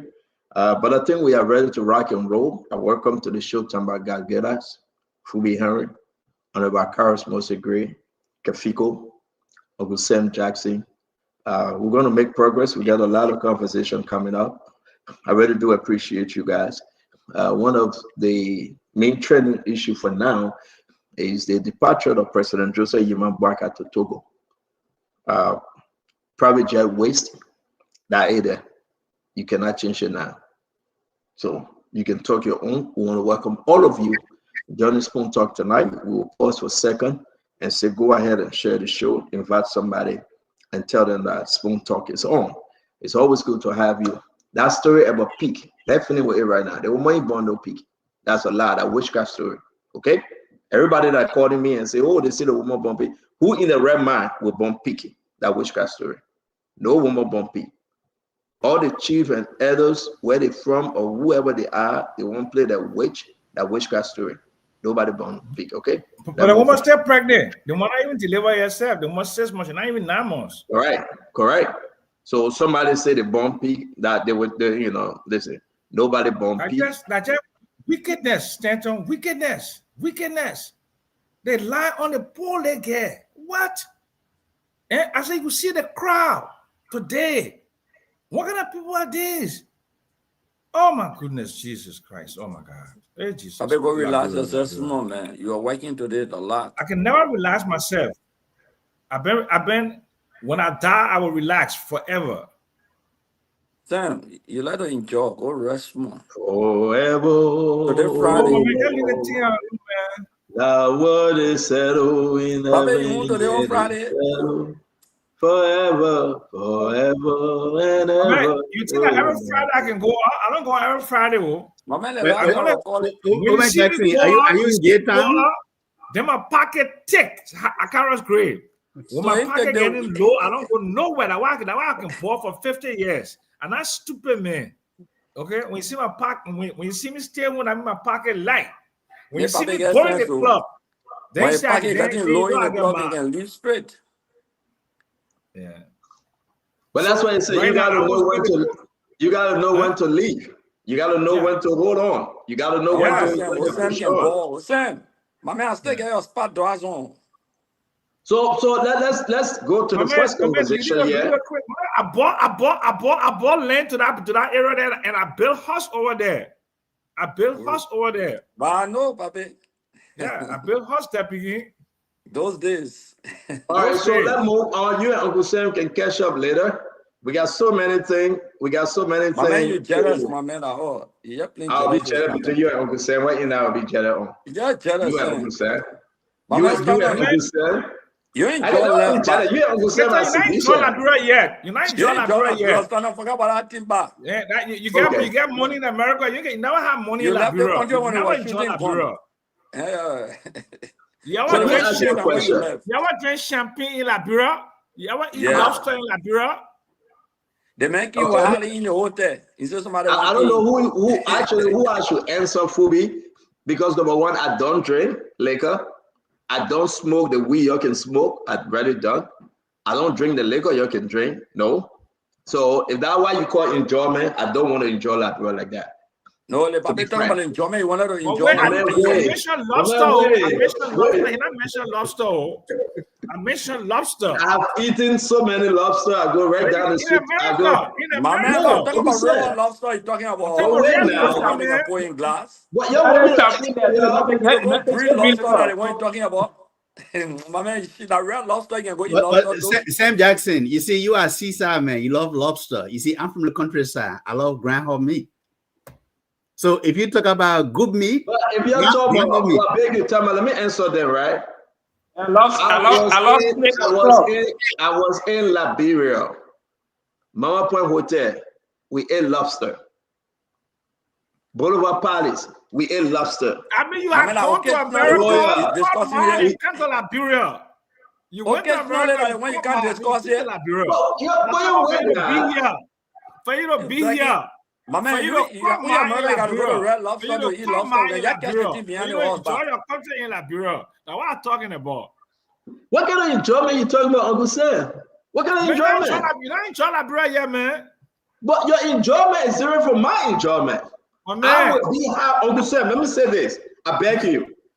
My enjoyment will be complete when I see almost Liberian satisfy someone. My enjoyment will be complete. My enjoyment will be complete when I see graduation of young men and women from vocational institutional and getting job to earn their own money. My enjoyment will be complete when I see a beautiful, decent University of Liberia standing tall. My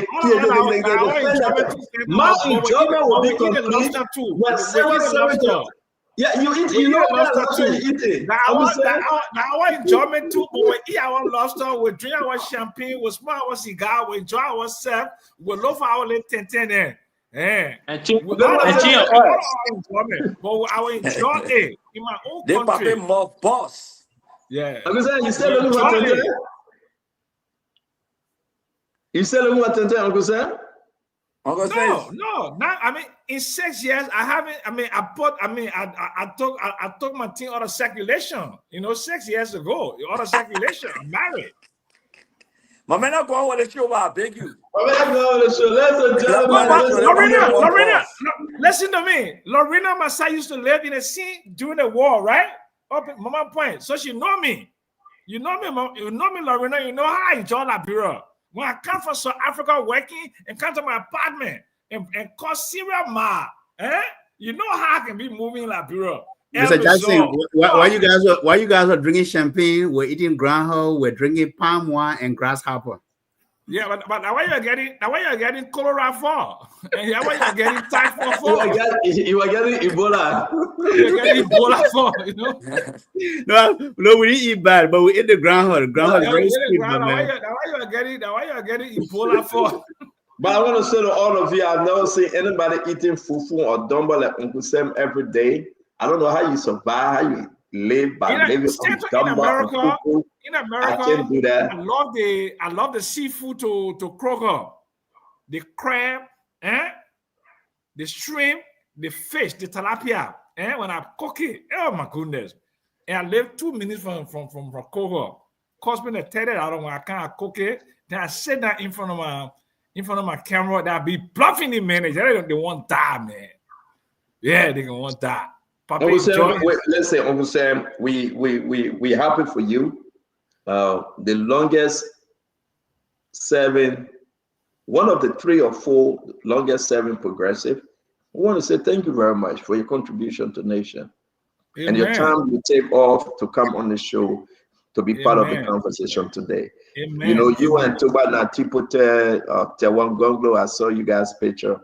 That picture was unique, and I'm telling you, man, you guys did extremely well during your time. May God continue to bless you and extend your years. Yeah, I mean it.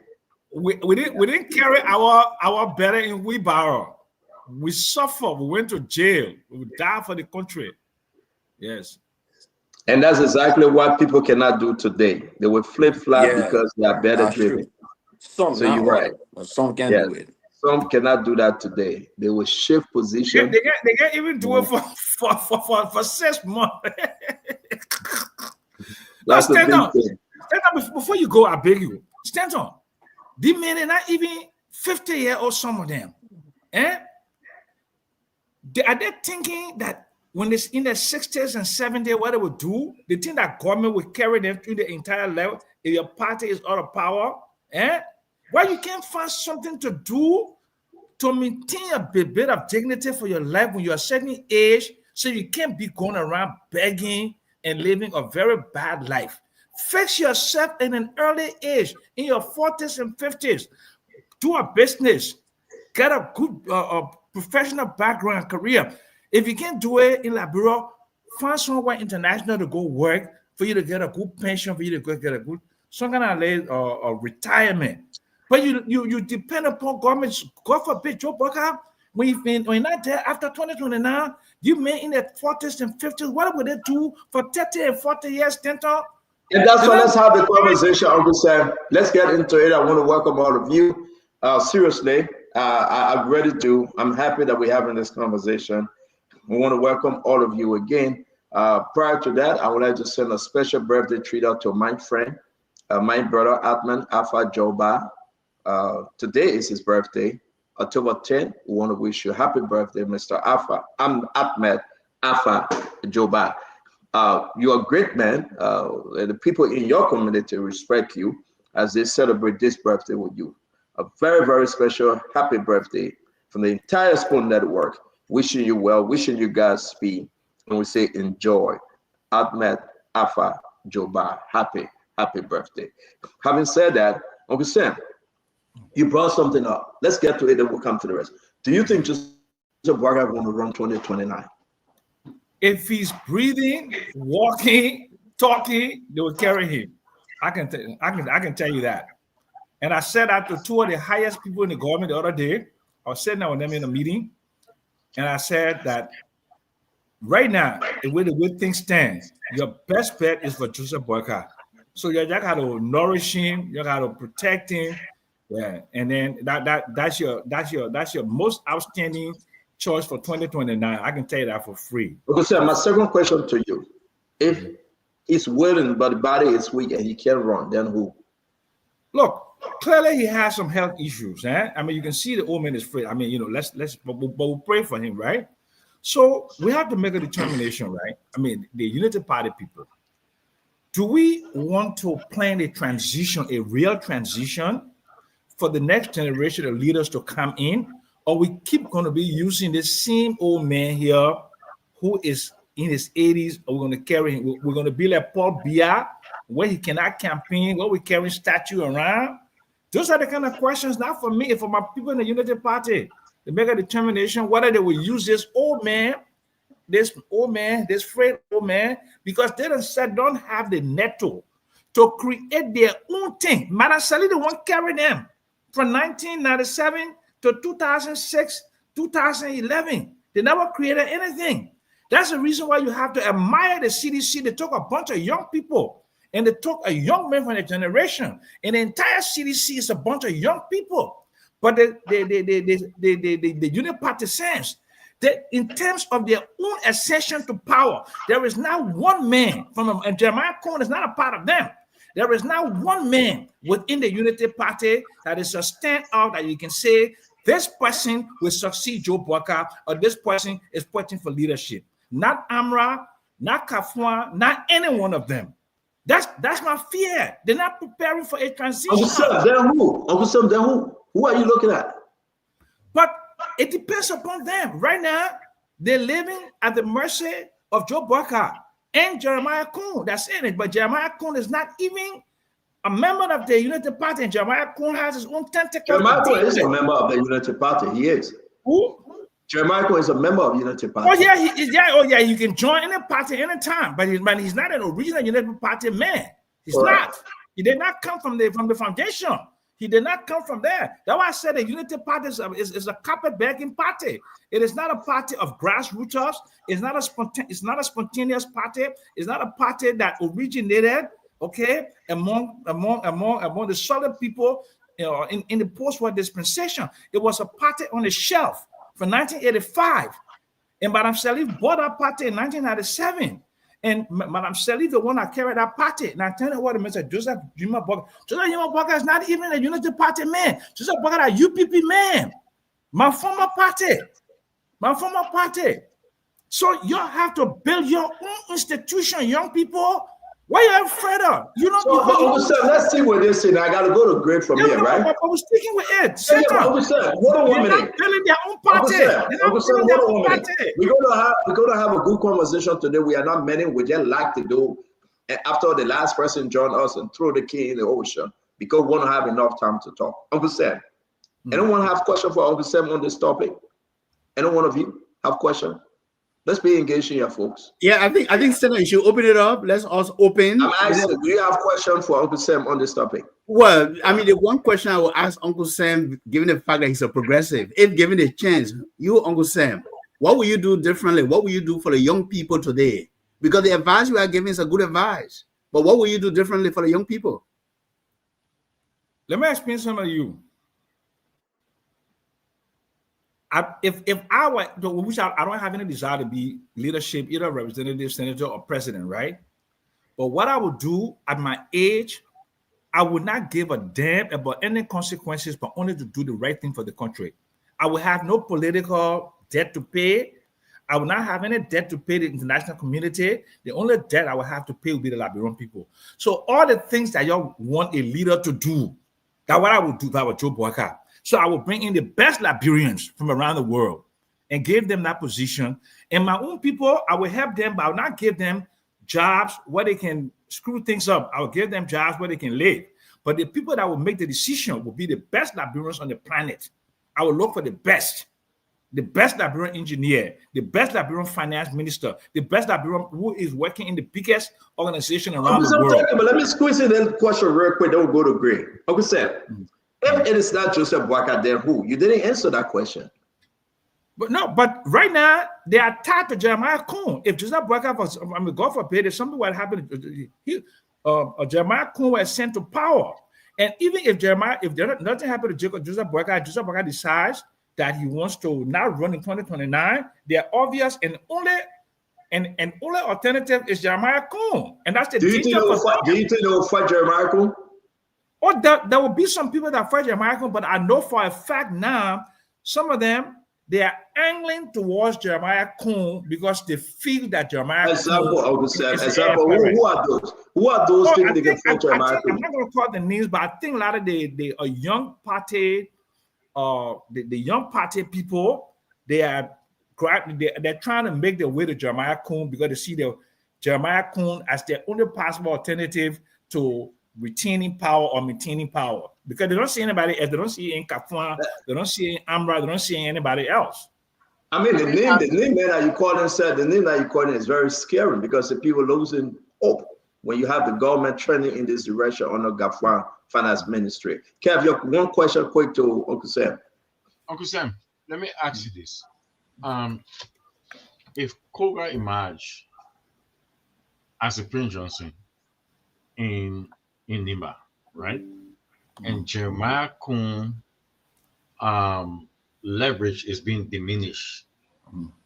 Do you think the Unity Party will carry him if Joseph Boyka is not running? So Nimba becomes a very complex situation with Prince Johnson, right? Koga cannot fit the shoes of Prince Johnson. No way. In as much as he may be pretending. He's a pretender to the throne, right? He cannot consolidate. He cannot build that coalition or the broad base of the Mayans, okay? Because you have people like Twain, okay, what's your Jan Twain also building up the thing, right? And of course, Jeremiah Kuhn. So you don't have that one absolute leader, right? So the Unity Party is faced with a dilemma. Okay? In as much as some of them may not like for Jeremiah Kuhn to be the heir apparent, it is clear that they must carry him because they themselves have not distinguished themselves and built the party in a way that we have succession like they do in other countries like Angola and Mozambique and South Africa, where the ANC have clear lines of succession, where Frelimo have clear lines of succession, where the Angolan people, they have clear lines of succession. In Liberia, we don't build clear lines of succession because we don't build organizations. Everything is based in fact, your own party. Welcome to CDC. Let's stick with this question. Yeah. There is no clear line of succession within the Unity Party. So Jeremiah Kuhn is the only alternative. They have to carry him. Whether they like it or not, they have to carry him. So guys, I want to get something out of Uncle Sam. Lorena, if you want to put those pictures up about these people we're talking about, that would be fine. We appreciate you. Let me come to Akaris Gray. Akaris Gray, you've been in that place for 12 years. You know nearly all these players. You know Joseph Boakai. You work with him. When you're president of the Senate, you work with Jeremiah Kuhn. You know Koga. I want to understand something. Talk to me. Same question. Do you think Joseph Boakai will run? Then we'll go down the line. Do you think he's going to run 2029? If not, who's next? I believe that he will run 2029. And the reason why I believe that he will run 2029, Uncle Sam says something very important. The Unity Party still have the feelings that the only person that can face George Weah or the CDC in an election, their most winnable candidate in their party is Joseph Boakai. So politically, anyone will calculate that you have to take that most winnable candidate in their own political institution. So for them, it's Boakai. There's not a debate. Our CEO drop off and Gray also is off. Gray, he wanted to say it's not a debate. He's always talking about debate. Hold on, guys. Hold on. Let's get to this. Welcome to the show, Paul. I don't know what's going on with Gray. All right, we'll wait till he come back. Let me ask you before we go to Phoebe. The issue, you think President Boakai going to run this thing? He will be able to run 2029? If it is not President Boakai, then who? Let's stay with the Unity Party. We're talking about CDC and opposition. Talk to me. Yes, CEO. Look, it's a very good question, right? Well, one of my professors once told me that some questions are not a yes and no. So I would say it depends. And here's why I say it depends. It will depend on his own personal health, on his desire to continue, to run for a second term, but also on party mandate, as someone said earlier, because political parties in Liberia are like a clique. When you are in there, an entire group of people and clique are dependent on you to continue to carry them to the next election. But here's if it is not Joseph Boakai, then who? I think if Joseph Boakai, President Boakai, is not going to run a CEO, I think the best thing, and this is my opinion, you may disagree with me, to give Jeremiah Kuhn a chance maybe in his last year so Jeremiah Kuhn becomes president. And here's why it's going to help Kuhn. It's going to solidify the Unity Party base, and it's going to also help Jeremiah Kuhn to select his running mate to ensure that he has a next generation of young people to align behind his candidacy. And it's going to address the issue in Nima County, because Nima County now with Koga and Musa Belete, they are trying to split the pie in Nima County. And then you have Tawan Gonglo also, who from Nima. So it will be easier for Jay Kuhn, Vice President Kuhn, to solidify his base early if Joseph Boakai is not going to run. But look, it depends. JMB could come back and say, I want a second term because the Unity Party wants it, because he has the desire, and because he wants to solidify his legacy. So it will depend. I'm sitting there laughing when I'm hearing people saying JMB said because Unity Party people want to do, I'm not well. I want it. JMB said because Unity Party people want it, but though ain't no things anyway. To each his own. My question for you though, do you think Jeremiah Kuhn have that, that stumbling blocks within the Unity Party, to prevent him from getting that slot if Boakai is not in the race? Look, there will be a challenge to his legitimacy because he's not an original Unity partisan. They will say he's from MDR, right? Even though now he's a member of the Unity Party because that's the arrangement once he was selected by President Boakai. There will be that challenge to his presidency, to his candidacy.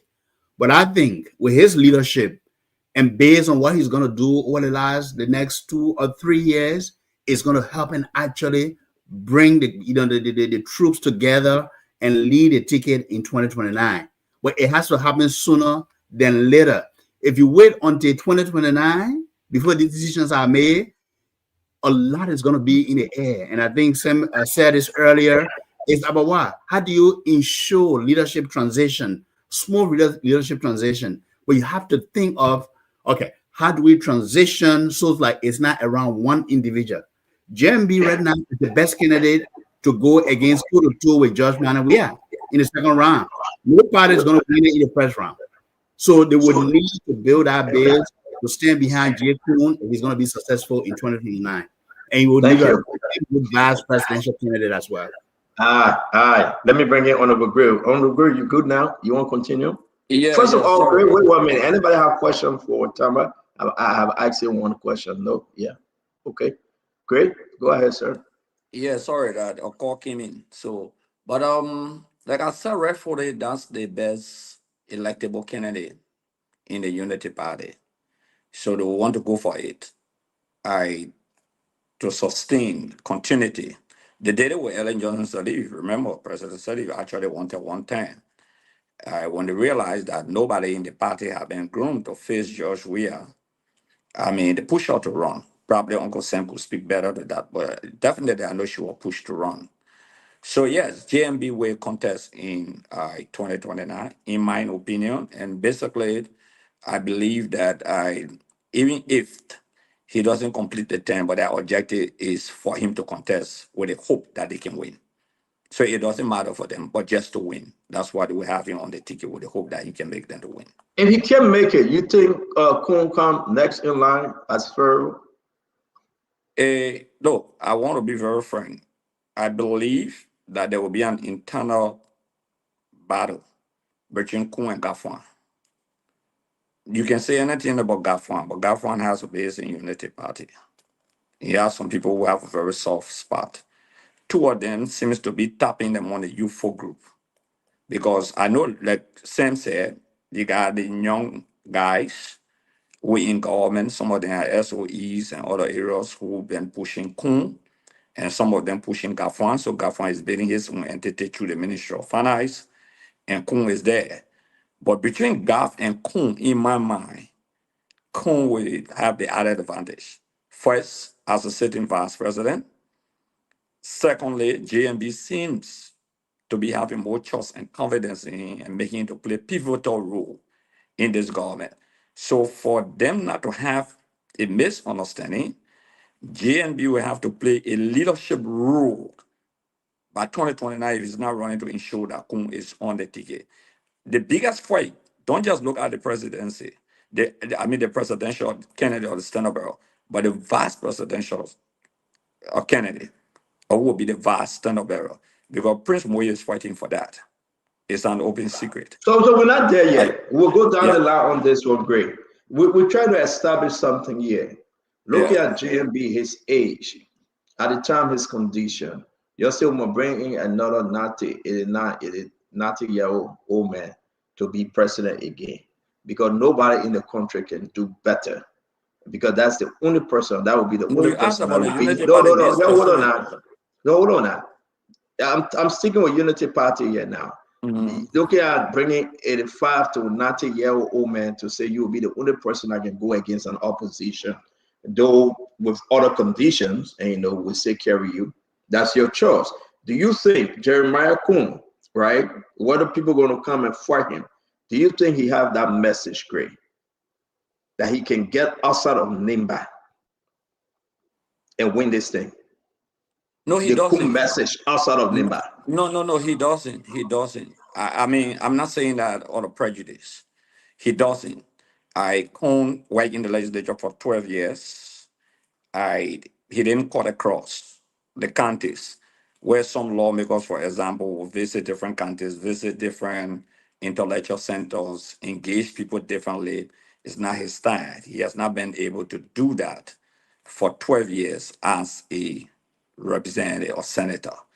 Now that he's vice president, what I've seen the role given to him is not a role of reaching out from county to county. It's more about the economy, okay, and more about other issues, maybe agriculture related. So, but it's not about taking him out to the public. And I don't think I want to be. I don't want to go into that more because I will give them an added advantage. So I will stop my comment on that. But yeah, he's restricted. I can say that for sure. Because let me give you an example. Let me just say something quick before you go. You say you won't go there again, so you won't get No, example. not going there now. Not going there. Let me just give you an example before you go. In Nima County, there were 2 elections in Nima County where the vice president supported his side. Now, in his own election, he got defeated in his district by Edith when he was running for the senatorial candidacy. In the same district, when Edith was running recently, he didn't win that district for Koga.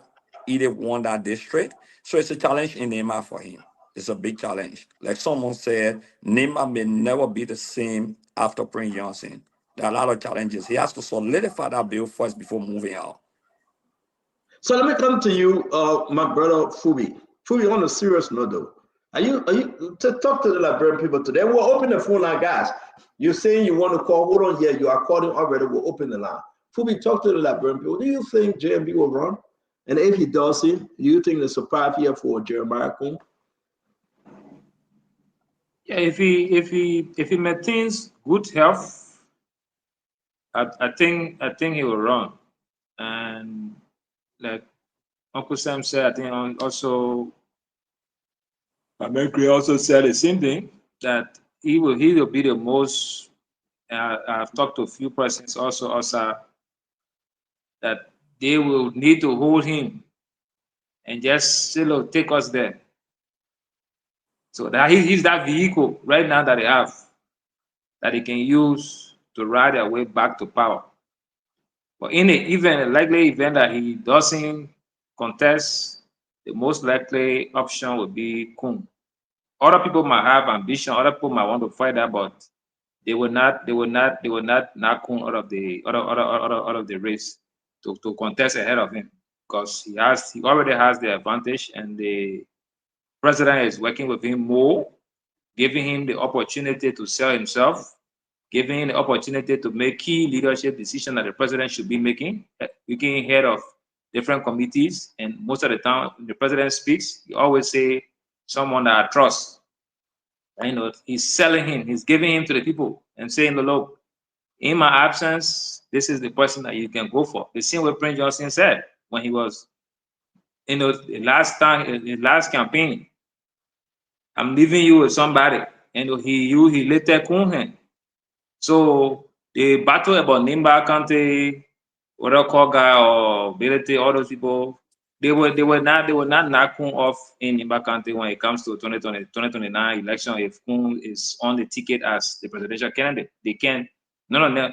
He would definitely win Nimba. I can say that for a fact, because the guys they play in their own role, but at that point, with he just being the incumbent vice president running to be the president, Nimba will throw that weight behind. You might have few people that might decide to go their own way, but I think the United Party ticket will also carry him. It will be either to them. The question, let me ask this: if anybody have a question for you, they can ask. So, can Jeremiah Kun win outside of Nimba? If Jeremiah Kun is a stand-up bearer, can he win outside of Nimba? He's not the only one on the ticket. So, and that's why his VPP will also be important to be able to add some crowd to his number. Well, let's talk about Jeremiah Kun on the ticket. Forget about the VPP now, because that presidential slap right there about Joseph Boakai, people ran on this ticket because of Joseph Boakai. About Jawia, they ran on it because of Jawia. All the other people that are just second emotion. It was about the individual that was heading it. My question to you, if it is not Joseph Boakai, and Liberians want to hear this, do you think Jeremiah Kun can win? Because all this thing is about a simple welcome, a Musa ability to come, whether the Nimba factor, let's put it aside. Can he win outside of Nimba? No, like I said, a VP slot is important because Boakai won Nimba County because of Kun, and that prepared him to the presidency. So the same thing with Kun. If you have Boakai came with other content that you already close up on, and you know that. Don't tell me about Nimba now. Forget about Nimba. Can Jeremiah Kun win outside of Nimba? Let's say we gave him Nimba. Can he win any other content? That's why I'm saying the VP pick will be important for the outside. The outside of Nima County, the VP pick will be important for that.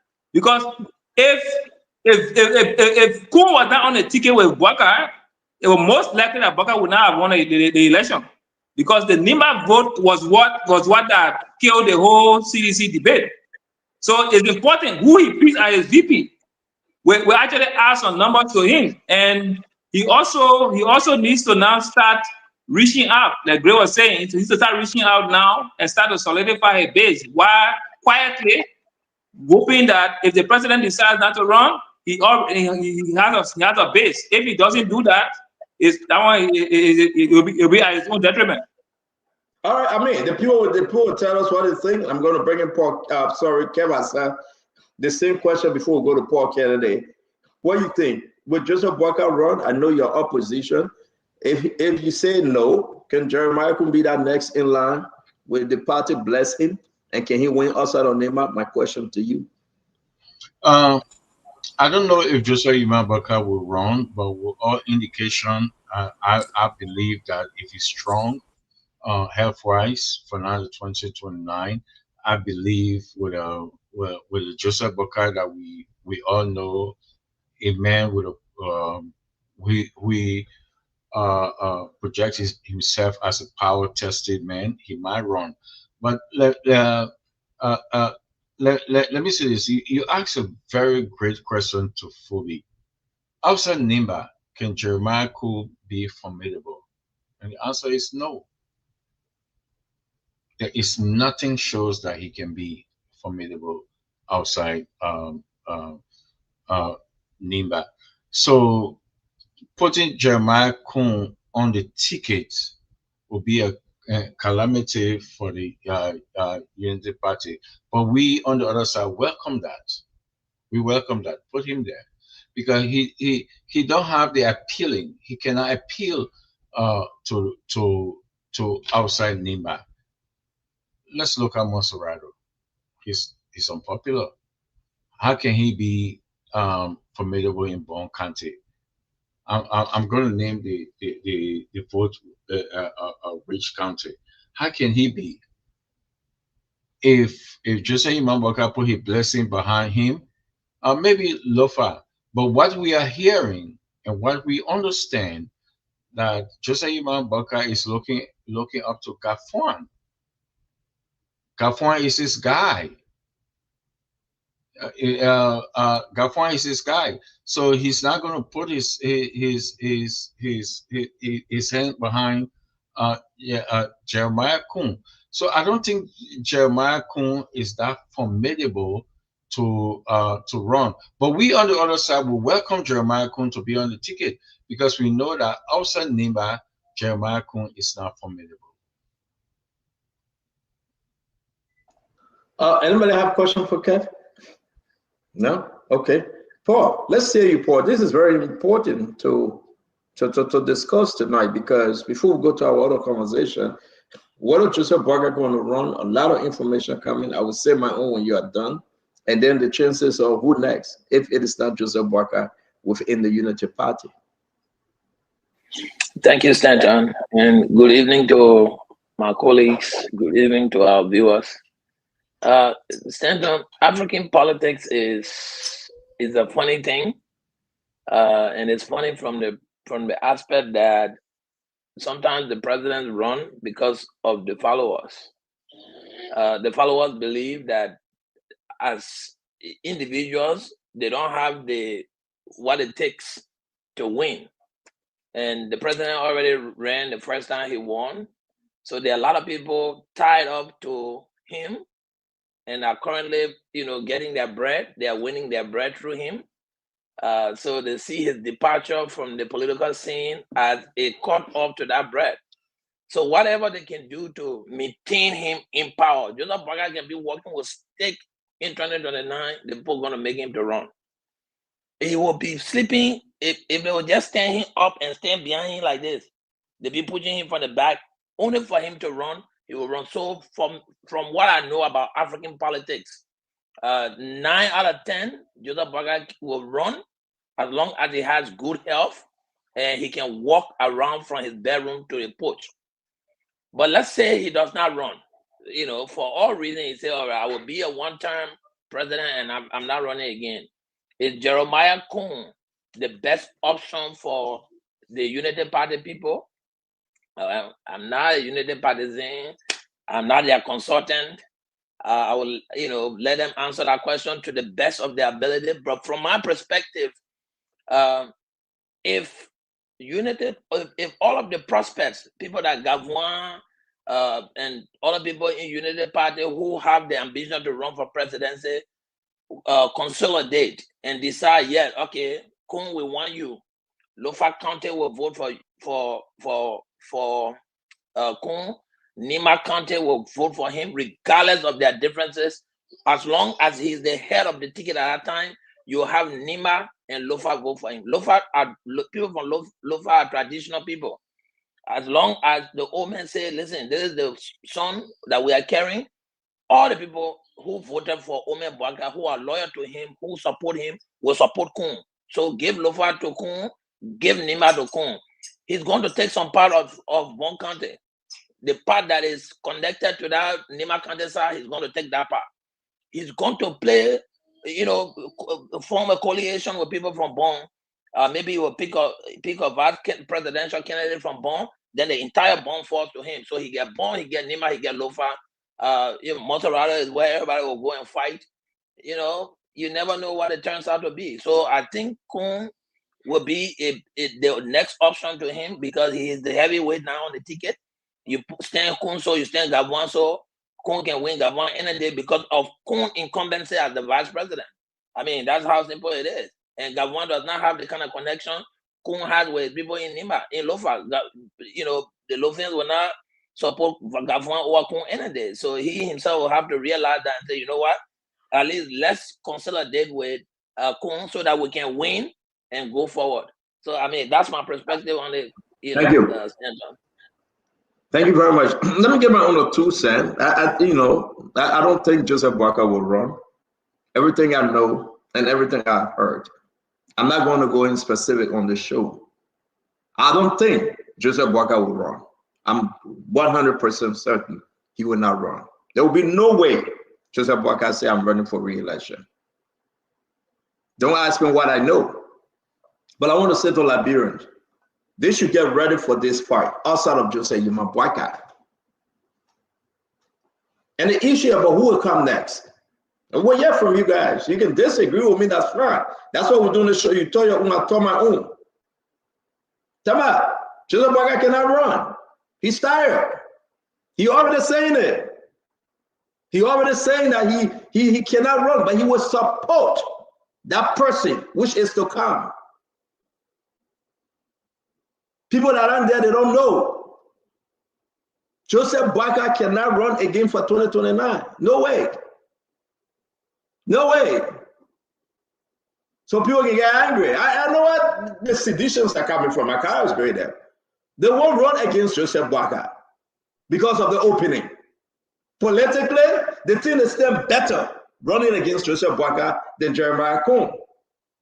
Jeremiah Coon got a lot of work to do.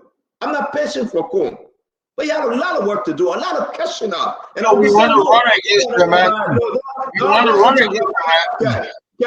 Kev, don't do this. I don't like that when you do that. You told nobody interrupt you. How you do that? My talking and scare you? Don't do that, man.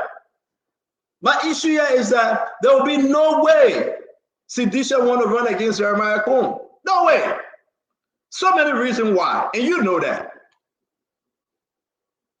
The country is split. No, don't correct me. You try to correct you. I mean, don't give me information. We said no to information today. We disregard all information. Okay, order. No order. We said no to order. Let me talk freely. Tama, there's something Liberian. Tama, hey, but remember, I don't be doing it, remember. Just stop this thing, man. We're not playing to enjoy ourselves. Yeah, we enjoy ourselves, but listen to you. Don't interrupt me. I'm begging you back. It can spoil the flow of the logic, man. Yeah, I'm begging you back. When you want to talk CDC, the man said no. So You let's were talk UT over there, you will ask questions and you will have your Yeah, the message was scared. We said we want Jeremiah Kuhn. But remember, I'm putting in the bag. We're serious. We having serious conversation. I respect each other. You're Let me go in the disrespecting back me. there because you want You're disrespecting me. You know, I didn't disrespect you. You're disrespecting me on a beautiful Friday. You don't do that. Yes, yeah, man. They got to get disrespectful too, man. Let a beautiful thing tell man they got afraid. Joseph Yima Braga, he will try his best to lead the country into 2029, but he will not run. I know. Joseph Yima Braga cannot run again. I know. But Joseph Yima Braga will set the pace for that person that will succeed him in Unity Party. Because if he doesn't, CDC today, they won't fight Joseph Yima Braga. They won't go after Joseph Yima Braga today. They don't want to go after Jeremiah Kuhn. So I feel what I want. Accounts can cry with like business. They know what I know. Not only CDC, oppositions. So we tell CDC because they had a bigger opposition, Fubi. But oppositions don't want to face Jeremiah Kuhn. He's a strategist. The board is bad. Bad politically. Not bad being bad. Bad politically. He know how to negotiate. Jeremiah Kuhn being a vice president, know what happened in the Capitol building. See what happened. Sedition roll over to Jeremiah Kuhn. Look at Thomas Father today. Am I just talking? You didn't have Thomas Father turn over. Look at Sir Joseph confused the head. One day he's a political leader. Let's say he supports Joseph Braga agenda. Look what they're doing to Musa Belete. You doing a Joseph Braga operation? I must say this to everybody. That's the fear. Don't tell me about Gafwa. Gafwa where? Gafwa that destroying the country economy. Gafwa ain't come close. I let what Uncle Sam say. Gafwa would not come close. Gafwa would not even smell that right. Gafwa will be begging for job. He will be begging for job. And what they're doing right now. So my fellow Liberians, I don't know whether Jeremiah Kuhn can win outside of Nimba. If Joseph Braga gave this to Jeremiah Kuhn, that was the next question. Jeremiah Kuhn got to consolidate. I've seen people comparing Jeremiah Kuhn with Koga. Jeremiah Kuhn can win Nima County. Jeremiah Kuhn remain the godfather of Nima County. Make no mistake. Jeremiah Kuhn called a shot when it comes to Nima County. People should be worrying about outside of Nima County. Can Jeremiah Kuhn win? Okay, let's stop the guest story now. Please, bye. People should be worrying outside of Nima County. Can Jeremiah Kuhn win? And that's what the conversation is. Can Jeremiah Kuhn win in Grand Bassa? Can Jeremiah Kuhn win in Magibi? Can Jeremiah Kuhn win in Bon County, in Bomi? Nah, you are talking. But they'll say Jeremiah Kuhn can win Nima County. Jeremiah Kuhn got Nima. Well, it's done. But can he bring that Prince Johnson vote up? No. Nobody can get Prince Johnson vote. You have Musa Belete beating on him. You have Tewan Gonglo beating on him. You have Sam Koga, we don't know his position, whether he's in or he's not in, or whether he's just playing Lelo. But can Jeremiah Kuhn win? Yes. I rest on the one, and you got a question for me, ask a question, then from there we'll go in the next cycle. My own arrest. Let me ask you a question. Yes, thank you. So you will be remiss to think that Jeremiah Kuhn won Nima at his own volition outside of the influence of Prince Johnson. But here's my question. Let's say Jeremiah Kuhn, let's say President Wakai decides he's not running. And for me, I will wait till I see that before I believe it. You're not saying quarter to tell me you're not running for me to believe that. But let's say President Wakai decides he will just walk away now from the president. That's what we're getting our political analysis now. Don't come here and say Political analyst is not a same quarter. You say your own and I say my own. So I can remember same quarter. My man, wait, go ahead. Same quarter already in Judah. You go balling peace. Go ahead.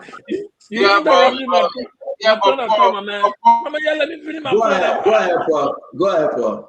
So let the same quarter here, he said the Omer will not run. But let's say the same quarter, the soothsaying comes to fruition. The Omer decides he's just going to walk away.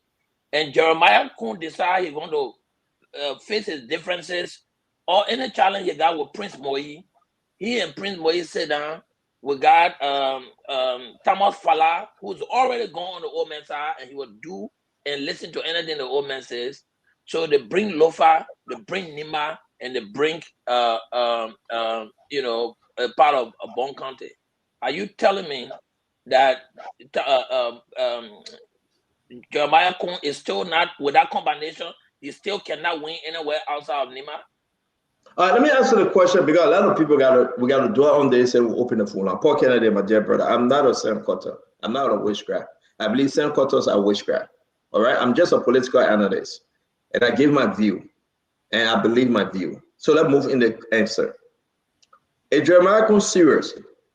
That he going against the opposition, all of the political parties that make the opposition, and he's saying he carrying Prince Moyi or Thomas Fala that will beat him in the election.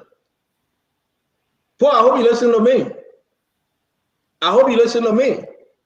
If Jeremiah Kun is blessed to be on the Unity Party ticket, and Jeremiah Kun say, I carry Prince Moyi, Senator of Bon County, or I carry Thomas Fala, representative from Lofa County, they will beat Jeremiah Kun in the election. I still stand up today. Okay, let me ask my question. And yeah, go ahead, Chief. You said something very important, and I just want you to be balanced on it. You said no one can take the vote that Prince Johnson took in Nima County. So this means that the vote in Nima will be reduced, because to be striking for the presidency, you must be able to take similar vote. You must really be able to take that vote in Nima County to undo other counties. That's doubt number one on your end. You asked another question, can Jeremiah Kun win other counties? It's a very significant question you asked. And Sam Kun is your friend. Can he win us our other counties? Besides Nima, can he win So us you our asked a question, and he said Sam Kun is your friend. So, but what I said, my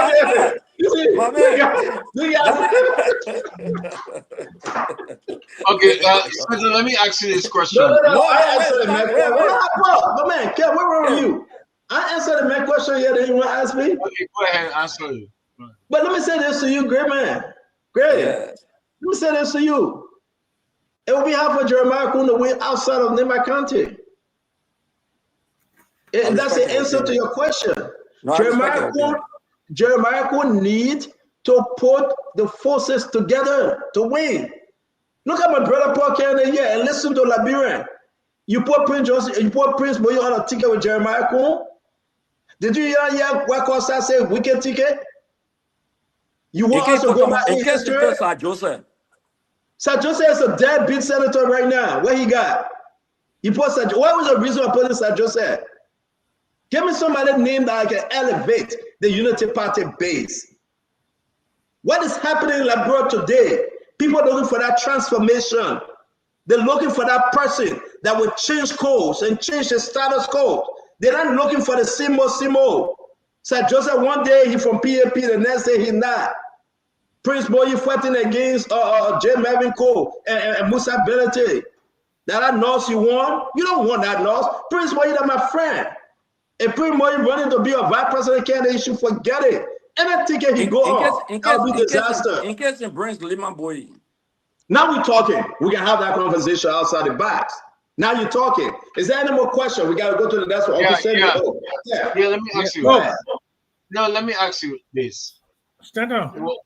When we look at the past election, right, with Edith Gonglo, they did a divide. Jeremiah Kun went in certain area in Bon County. According to the map, according to what we understand, where Jeremiah Kun campaigned, Edith Gonglo won that area massively.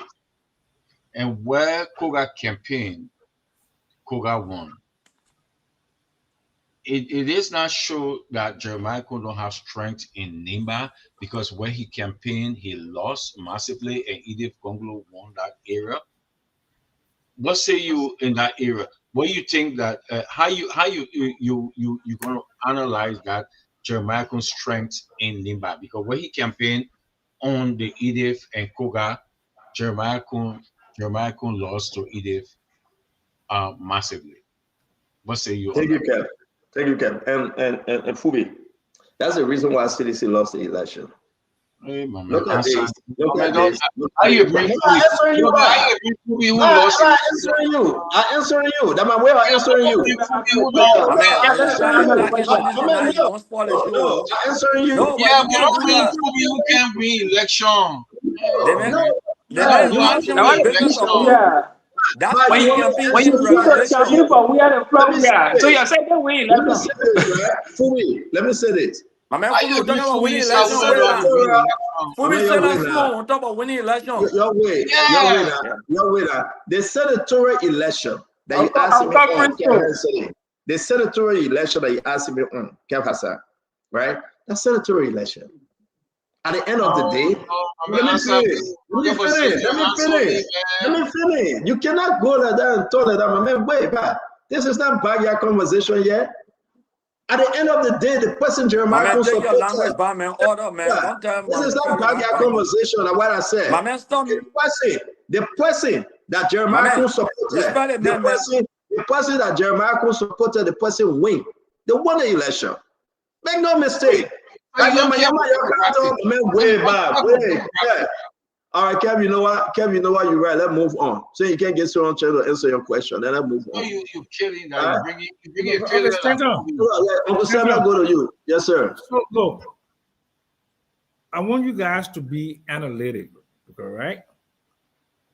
Because Kuhn lost a district in the senatorial election, right? That is the past. Kuhn is not vice president. He delivered NIMBA. He worked closely with Prince Johnson and he's aligned with Prince Johnson, right? Kuhn has the gravitas as the vice president. Kuhn also is a consensus builder. He speaks excellent Basa. He's a businessman. Kuhn was there during the war and he interacted with members of the MPP, okay? So he has that, okay? What we should be thinking about is who will be the vice president to Jeremiah Kuhn. That is the unknown. If he brings somebody like a Lima Bowie, a John Molu, or some other Liberian who is outside of that political divide, and somebody fresh, right? But if he brings a Prince Moi, or he brings a Nukwe, or he brings a Thomas Fala, or he brings anyone of those other people there will be challenges. But if he brings in a fresh face, bringing a fresh face would say that he's open-minded. And Jeremiah Kuhn is open-minded because Jeremiah Kuhn calls men like me on a regular basis. Just to say, hi, Papa, how you doing? That's a lot of respect. And I'm sure he does that to other people on the other side of the political divide. So he's a consensus builder. But here is something that you guys are not thinking about. CMC. Musa Bility is building a formidable organization. And despite the fact that he is a Muslim and Mandingo and Liberian people have not maybe come to that place there to elect a Muslim or Mandingo, but guess what? He can be a kingmaker because he will co-opt ALCO. He will get a majority of the Muslim vote. Montserrato, he will do well. So in the second round of 2029, Musa Bility could be the kingmaker that he was not able to do with Cummings in 2023. Thank you, Uncle Sam. Do not discount Musa Bility's ability. Uncle Sam will come in there when we'll talk about the general opposition. I want to welcome my brother Winfrey Ross and all of you guys. Continue to share the show. We'll open the line here from our people now. This is nothing personal. You say your own, I say my own. Everybody go on in peace. This is our own independent observation analysis that we are giving. The Liberian people will decide. Let's talk about the opposition. Since we spoke about Unity Party here, we'll come back to Unity Party. Let's talk about George Manawia, Alexander Cummings, Musa Bility. The reason why we're going to stick to only three is because those are the three groups that we're hearing that they run the refuge. I hear from the other political party that they run it. So first of all, let's talk about former President George Manawia. Do you think he will run? Do you think he will win? Who will he be carrying as vice president? What should he do? What he think about coming back? We'll make the sedition last on this one. I want to bring in Winfred Russell on this one. You're just walking in, but we're having some general conversation. We'll get to specific topic later. The death of the young man, Matthew, the president private jet trip to Togo, the retraction, nobody know who owned that property in Lofa County that worth $10 million, and all the other story. The Brian McGill now asking for DNA tests, but the government of Liberia don't want to put in a DNA testing for him. We don't know why. We'll get to it. But on the George Manawiya conversation, Winfred, welcome. Let's hear you. Yes, hi there to everyone and to all of our listeners and viewers. Okay, so what is the question? And I have some questions too. We are in 2025, right? So 2025 October. So is today Politics Friday, or what are we doing? Are we? Yeah, today is general conversation. I just raised it's general conversation. I'm raising the issue here about. Maybe you want to keep it on speed. But when I bring you up to speed. No. I don't need to be brought up to speed. But I don't understand you just come to the church and then you want raise the song. But why you being so antagonistic? Why are you almost antagonistic to me too? No, you being such a grouch. Why are you being so grouchy? Guys, let's keep back to the conversation. Uncle Sam.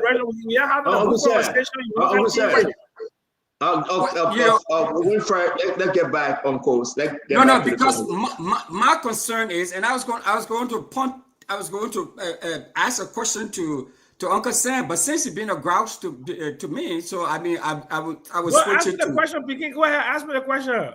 Because my question is that focusing on politics now, when we have a lot of bread and butter issues, to deal with. I mean, don't you think that would be just overemphasizing personalities and speculation? Well, don't ask me. I'm preparing the program. I'm preparing the program for today. Winfred Russell, I understand where you're coming from, man. Are we crowding out Uncle Sam? Are we crowding out the focus on covering governance challenges? Uncle Sam, don't answer. Uncle Sam, don't answer. I would love to answer. Uncle Sam, don't answer. We don't have enough time to go back and forth. Russell, we are discussing what we are discussing. Okay. No, I'm just asking you a question. But listen. Okay. Every day we discuss bread and butter, the issue. Sometimes we got to lay back on a beautiful Friday and piece into political individuals. Okay. We'll talk about 2029. That's what we are doing. We'll get to those issues. I'm just concerned that we're going to overemphasize these personalities. That's all. Okay. So, anyways, let's go back to your question. So, your question is, I mean, it's just my thing. Go ahead. Talk to us. Okay. So, so your question is repeat your question, please. Go ahead. I'm all ears. Go ahead. Okay, thank you, Russell. I will keep you for last.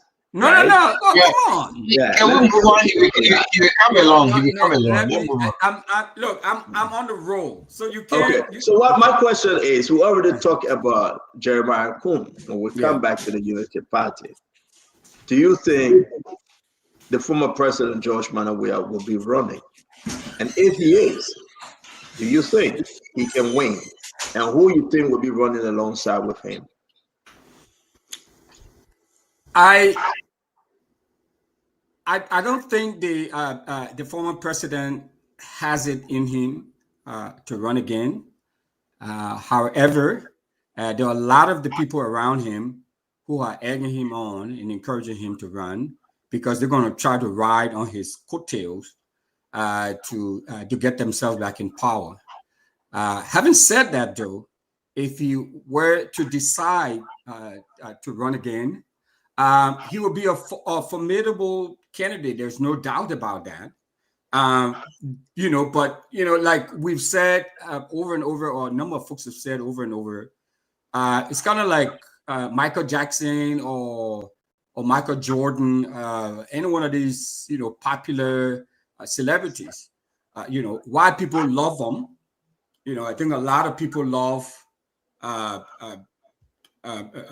Weah, former President Weah. There's no doubt about it. He's the most popular Liberian alive, I believe, or one of the most popular Liberians alive. But they've tested him. They say, okay, you know what? Let's give this to this guy. They tested him for 6 years, and it didn't turn out good. So it's like, you know what? We will just keep him. We value him. We love him. We adore him. But I don't think we want him to be our president again. Now, but there will be his folks around him. They're going to be encouraging him. They're going to be, egging him on, say, hey, do this and do this. And then if he does decide to do that, I think there will be a marriage between he and Alexander Cummings. I can see him carrying Mr. Cummings as his vice president. Wow. I mean, yeah, I know a lot of people will not like this, but I mean, you asked me for, Yeah. Wow. Wow. You can see here, Mr. Cummings. You think Mr. Cummings will accept? Well, I mean, nobody gets into the race, and I have that experience. I mean, you get into the race to win it. You don't get into the race to be second best. So Mr. Cummings is not going to be getting in the race to be vice president to anyone. But if the opportunity avails itself, if former President Weah were to talk to him, and there's some negotiation there, I think Mr. Cummings will entertain that possibility. Do you think that'll be a strong ticket? If I think, that'll be a formidable ticket. Anybody who merges with the CDC, it will be a strong ticket. Any collaboration with the CDC would be a strong ticket. I mean, there's just no question about it. Do you think Mr. Cummings will give more strength to George Manneh Weah, and they can win? I mean, if we had that ticket set up that way, but I think if not, Mr. Cummings and Terwon Gonglo would be a force to reckon with. There's no question about it. But if Terwon Gonglo has not declared his intention yet. So this is so that prediction, Stanton, it is based on the fact that Terwon, we don't know if Terwon is going to run. If Terwon it doesn't run, if Terwon decides to run, and he and Mr. Cummings were to form a marriage, there will be a team to reckon with. But if he is not there, let me go to Uncle Sam.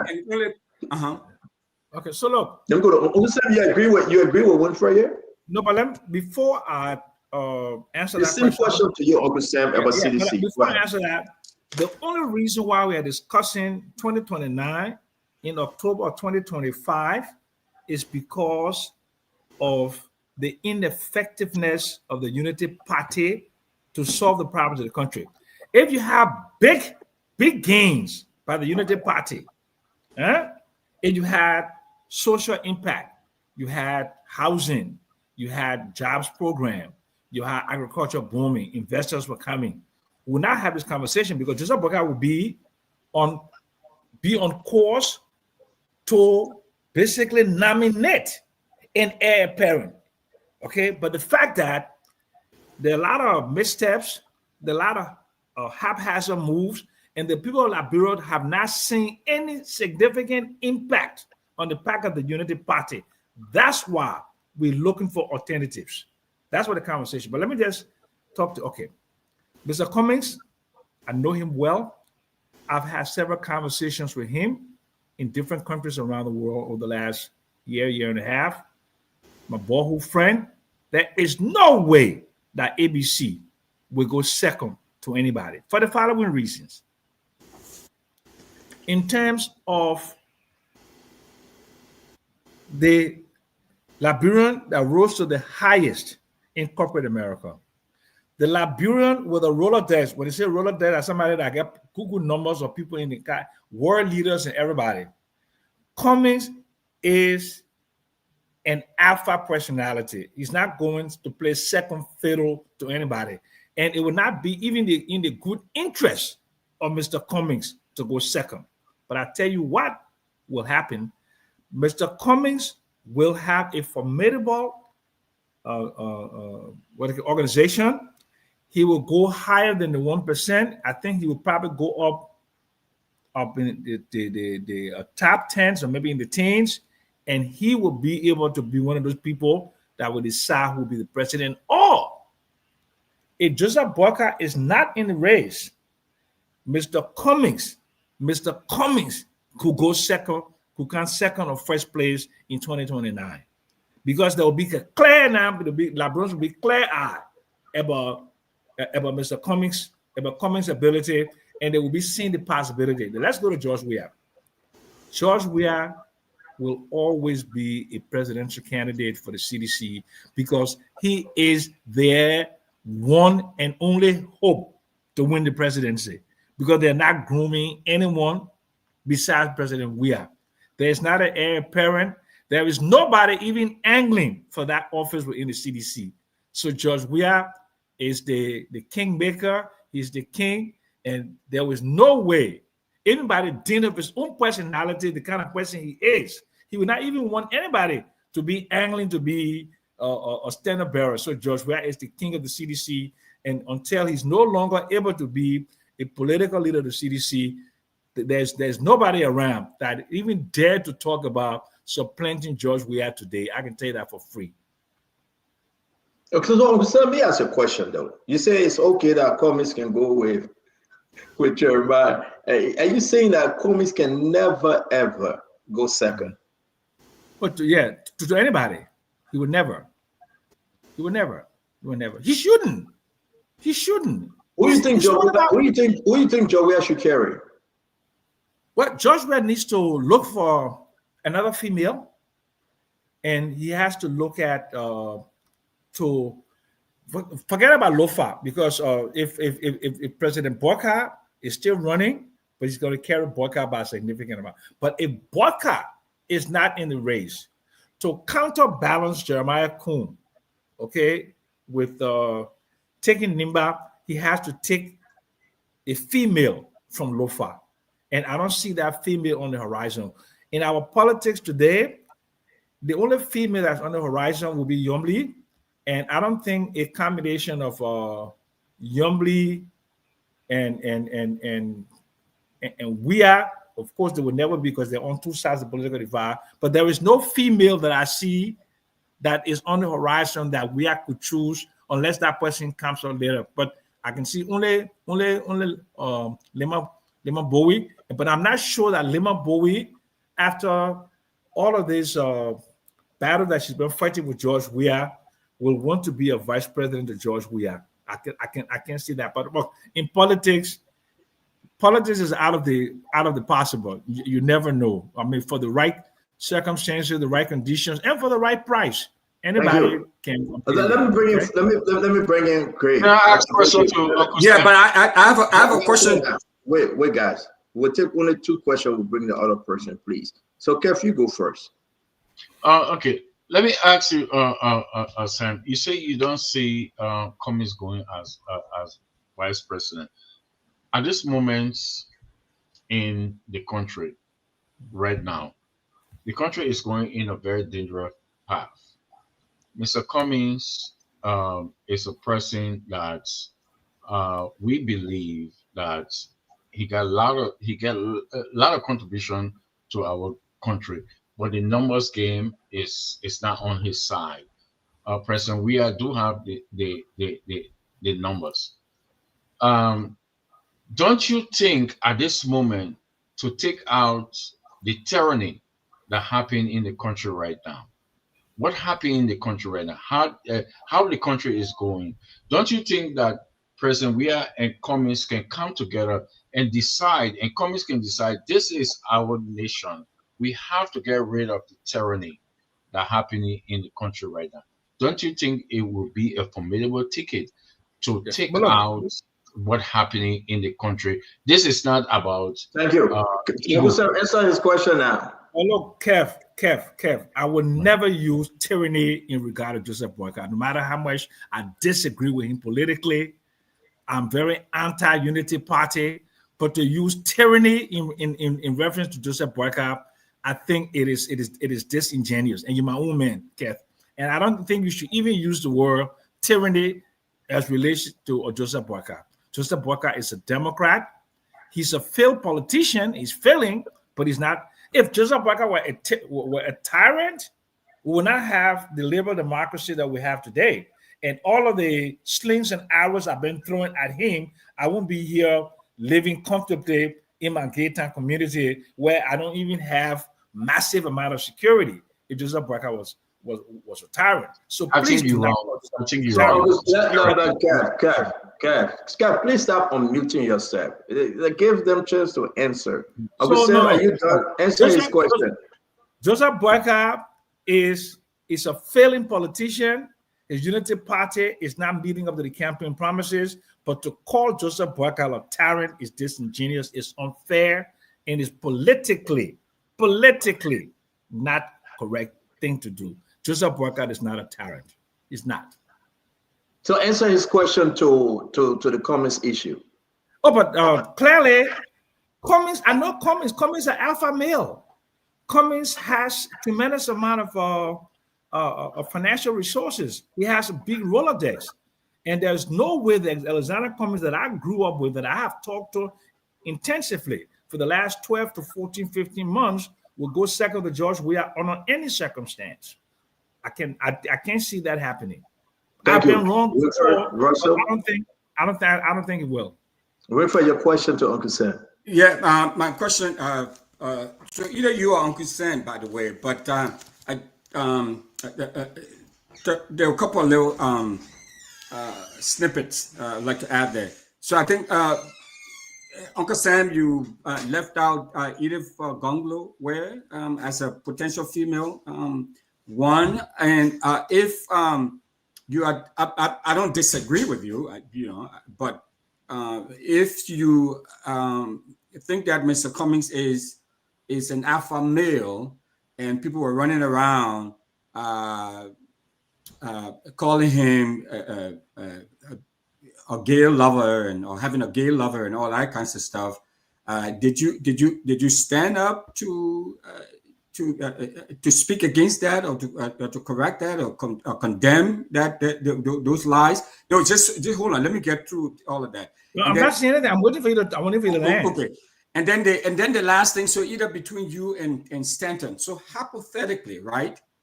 Hypothetically, all things considered, if President Boyka doesn't run, decided to not run, and you have a binary choice in the second round where you had Mr. Cummings and George Weah.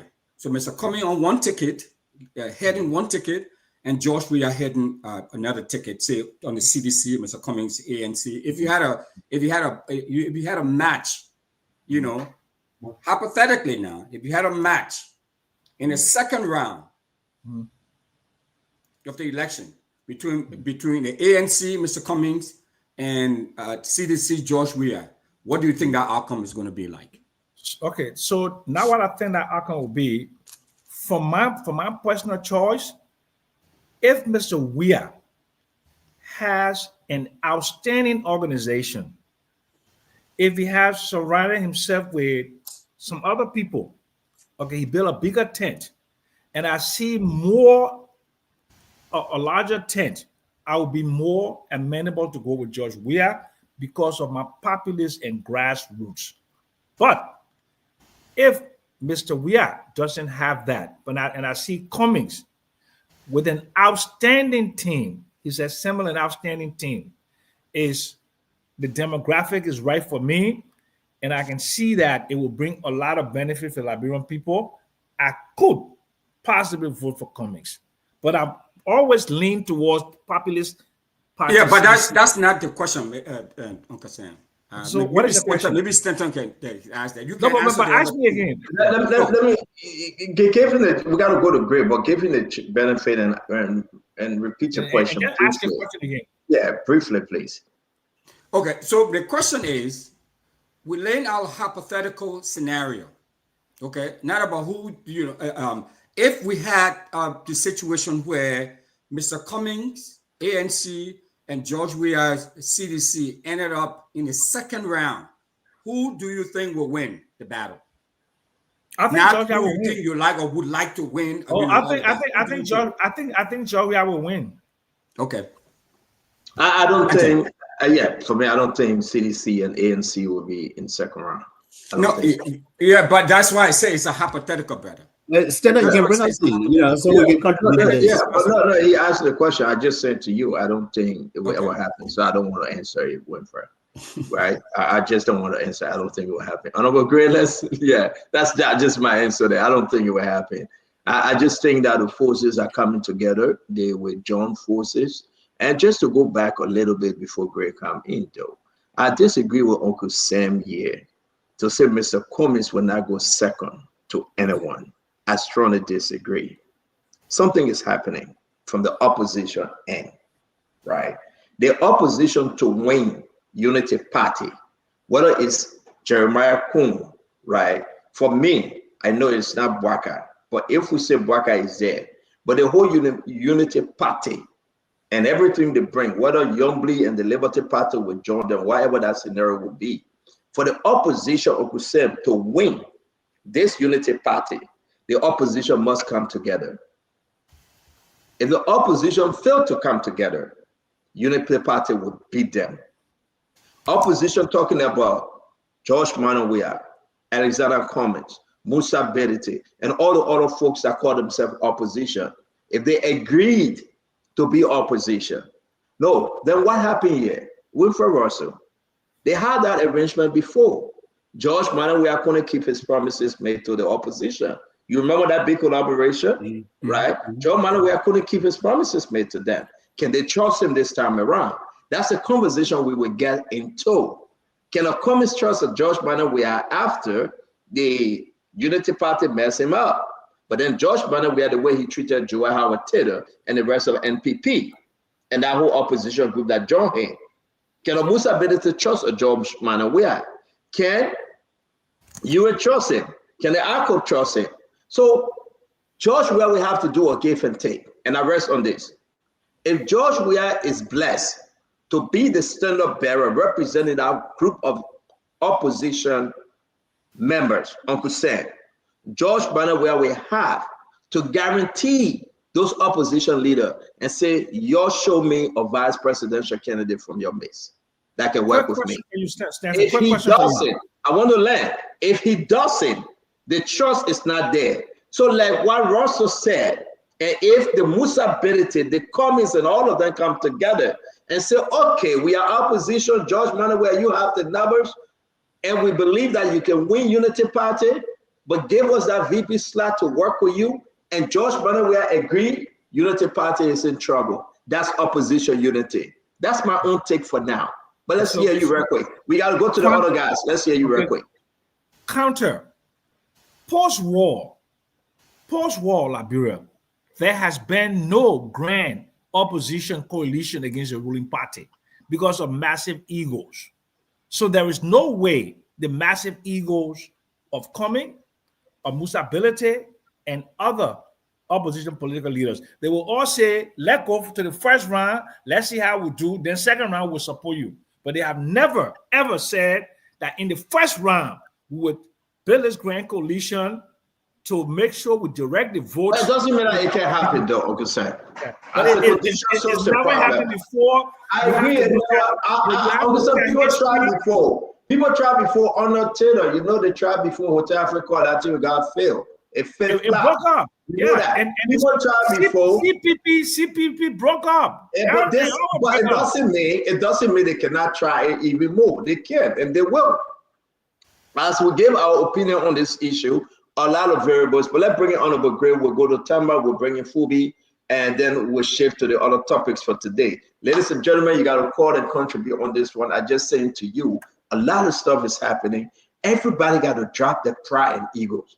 Russell, if you won and you show your opposition, you go into the thing with pride and say, I will not agree with this. It should just be about me. Forget it. Liberian people don't want that. Honorable Akaris, most agree. Yeah, I'll go right back to what we started the discussion on. The first conversation was that whether Burger will run. So the same question is whether we will run. Yes, we will run. In 2029, I know that we will be on the ticket in 2029. For me, it's a giving. For me, it's a giving. Holding everything constant. He will be on the ticket 2029. The issue here is the next question I will ask was the issue of aid. For the Unity Party, the question you asked was the issue of succession. Just in case President Burger cannot make it, can Kun replace him? The case is the situation is not the same with the CDC because we will run. He still has everything that it takes to run. On the issue of succession, we have 6 years. Once he wins the presidency, we have 6 years to groom someone. So there will be no question about succession within 6 years because he will not run again after the 6 years. He has to wait for another 6 years by the Constitution. So he will not run again once he wins the presidency in 2029. Now, I know people looking at, you struck a point, Standard.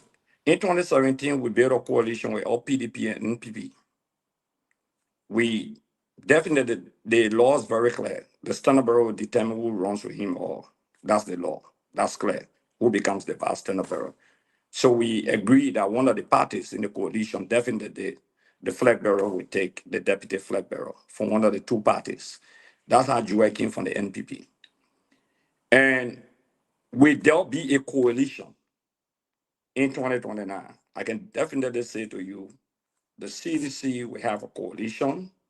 We have that coalition ticket. I'm convinced that the Unity Party will get defeated in the first round of election. I know what I'm saying. Yes, there will be a coalition, and there will be a formidable coalition with all of the conversations that are ongoing. So, in such an arrangement, you struck a very important point. In such an arrangement, in a coalition, the vice number, in my opinion, let me say in my opinion, because people got opinion in the CDC, is that the vice number would definitely must come from one of the constituent political institutions, in my opinion. And that would be the best thing to do as the variable of 2017, in my opinion. So, and the issue of we are running, just consider it to be a given. But one thing you struck Stanton on the show is that sometimes the vice presidential candidate doesn't come to the ticket because they can pull votes in all the counties or because they can pull votes. Sometimes on the basis of the character of the president, and not just because they can pull any vote. So we can take vote from any county in the Republic of Liberia. Even if there are 20,000 votes in Lofa or 30,000, you will take that vote in Lofa County. Even if President Boyga should run, he will take vote from the county. So he takes vote from all of the county. He's in my mind, he's the best common denominator amongst the presidential candidates for 2029. Okay. You call them maybe presidential hopefuls for 2029. But he's the guy, whether you like it or not, who can take votes from any county across the Republic of Liberia. He shows that, he has shown that in 2005, he's shown that in 2017, he's shown that in 2023. Okay, so definitely he will run, but then you said you are calling names. My respect still remains to Joel. Joel is the vice standard bearer of the CDC, the coalition. That's the record. You can erase it until 2029. One is the standard bearer and one the vice standard bearer until 2029. You can't erase those facts. Those are facts. Now, but let's look at some of the guys. Let's look at some people. And I want to be just showing normal stuff. You talk about Edith. You talk about Joel. You talk about Besson Afinde. You talk about Edwin Snow. You talk about Sir Joseph when you were with the CDC. For me, those are potential people. You go in the opposition, you get Alexander Cummings. You got Musa Belete. You got everybody come to the table with different interests. So the CDC has a lot of options. And once the CDC built such a coalition, okay, with one understanding who gets what, in that coalition, I believe we don't have to have a runoff election in Liberia. I'm very convinced about that. That Okay, including you, allow us to Stanton, ask you a question now, Chief. Allow us to ask you a question, then we'll bring in time back. Guys, let's be frank here, right? We shouldn't waste our time and waste our audience time. No disrespect to our different views and opinion on this issue. If anyone, time back, my question to our Akari, if anyone serious to say I want to win 2029, they must stop the play. You know very well that Joe, we are not carrying Joel Howard Taylor again. You know that. Joe, we will not carry Joel Howard Taylor. You know very well, Joe Manor, we're not in danger this second chance to someone he feel that will pull him back. I think George Manor, we wants someone that will strengthen him and elevate his talking point. Why am I saying so? The message of coming back, Uncle Sam. Joe Manor, we cannot come back with the same and expect a different result. It can never happen. The argument people are beating on Joe Manor, we are that you failed for 6 years. Even if we think about giving you a chance again, Conor Gray, who are you going to bring back? Besson got Fenley coming with you? Is that a ticket you think that will make progress? Who are you going to bring back? Sir Joseph coming back with you? Is that a ticket that will change the minds of the Liberian people? Talk to me outside of the box. And that's the argument we are making. We agreed, as you said, Sidisha is saying Joe Manor, we are coming back. But coming back with who? Coming back the how? That's the who and how we're talking about. We don't know the when. No, I said something, I said things to you and you didn't pick it up. I thought you pick up two things I said. I said we'll build a coalition, and in a coalition it's fair enough that the vice presidential candidate comes from one of the constituent I said parties. that. You just what I said. I agree with you on that. Yeah, I said that. Then I came back also and said, look, the every thesis has an antithesis. So what is the antithesis to the thesis? The thesis where is the coalition of different political institutions. In the influence of the antithesis, do you also have other people outside of just the adequacy? Because my support is the first line of defense, political institution producing the vice candidate. So then I came at you and said, look, because I was trying to respond to Sam also, that look, they are all Liberians, and Russell said it rightfully. Ida is there, Chue is here, Snow is here, Sai is here. I mean, I bring in Sai like when he was in the CDC. Beson guy is here, Maggie, all the guys are around. Okay, you can agree or disagree on other person, but my position is that the coalition should definitely produce a member of one of the constituent party as far as running it.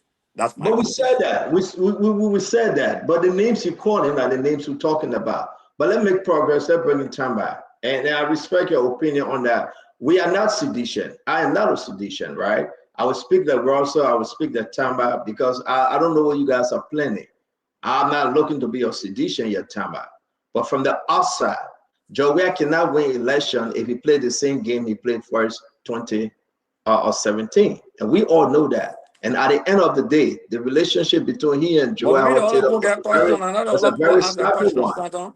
Okay, I agree. Anybody have question for Gray? With the people, they poor got questions. Anybody have question for Gray? Anyone have question for Gray? Yes, well, okay, go ahead, Give Sam. somebody a chance first. Somebody, you go ahead with your question. Great. You've been with CDC from 2005. And you were 12 years as a lawmaker. Why hasn't CDC built a clear line of succession behind George Weah? Why? He's human. He's mortal. Why haven't you guys built a clear line of succession behind George Weah? Why? No, I will say this to you as a political thinker and a student of political studies. I'm not thinking as an economist. The CDC has grown men who could be clear line of succession. The danger that you don't understand in politics, this is a danger for every institution. You don't create a situation of two parallel forces at the same moment. You have to have a subordinated force and you have to have a superior force. That's why I broke the CPP. Because all of the candidates thought at the same time they could have become president. Alexander Cummings was very clear that he's not going to subordinate himself, like you said. Or what his name? President Boyka was clear that he was not going to subordinate himself that was a crisis of power struggle. Ellen was in the LPP, I mean the Liberal Action Party. You had Clayton Watterson wanted to run. You had other people. They had a convention. You know the story better. She came straight, she joined to the Unity Party. Is that what we want? We are grooming leaders in the CDC, including Akawas and the rest of the people. There are leaders that have been groomed in the CDC. So many uncountable people that have been groomed in the CDC. Even some of the people who deflected from the CDC have been groomed in the CDC. The CDC is the only party that I know of in Liberia that have groomed a lot of young people and keep articulating the views of the CDC and still remain the face of the institution. There's not a debate about the faces of the party, of the CDC. There's no argument about the faces of the party. Yes, some have deflected, but in the influence of such, you cannot create two superior forces. It will cause a crisis in any institution. Thank you. That's what I Thank you believe very much. Yeah. Thank you. Let me bring you Chamba. Let me bring you Chamba. Let me bring it. Yeah, you're going to ask questions though. I just want to say something to St. Jackson. Quick 30 seconds before. No, then we'll come to you, Kev. Let's bring in Chamba, then we'll come to you. I'm begging you. Chamba, go ahead. Yeah, you guys have been chewing this topic for a while, but look, I think first of all, with everything constant, President Walker is now running. Is wishful thinking. So even say that Cummings and George, we are going to be on the same ticket. You may not like it, right? But understanding Liberian politics, Liberia is a tribal nation. We affiliate with our tribes more than even sometimes we affiliate with our national identity. People tend to stand behind their people based on the regional settings. But Liberians have an expectation that on any presidential ticket, they want to have a balance. They want to have that regional balance. If you have Kuhn coming from Nima County, they don't want another person coming from Nima County. George Weah and Alex Cummings come from the southeast. So that will be dead on arrival. They won't get a chance. But here's the problem with the opportunity that CDC has. First of all, it's good to hear from Gray that George Manneh Weah will be a candidate. And the question I think Sam asks is a justifiable question. If CDC is coming back, what are they going to do differently? Is George Weah ready to answer the hard question that the Liberian people want him to answer? Based on his 6 years of stewardship, what happened during that time? Is he ready to provide answers to those questions? And those are going to come at him. Secondly, look, CDC has a base. And I see that CDC may end up in the second round, but CDC can win against the Unity Party in 2029. Here's why. CDC has been rejected once. And there's that coalition. If it holds, the Unity Party coalition, if it holds through 2029, even if it is Jeremiah Cohen on that ticket, and depending on who he chooses as his running mate, they're going to beat the CDC in the second round. And that's my prediction.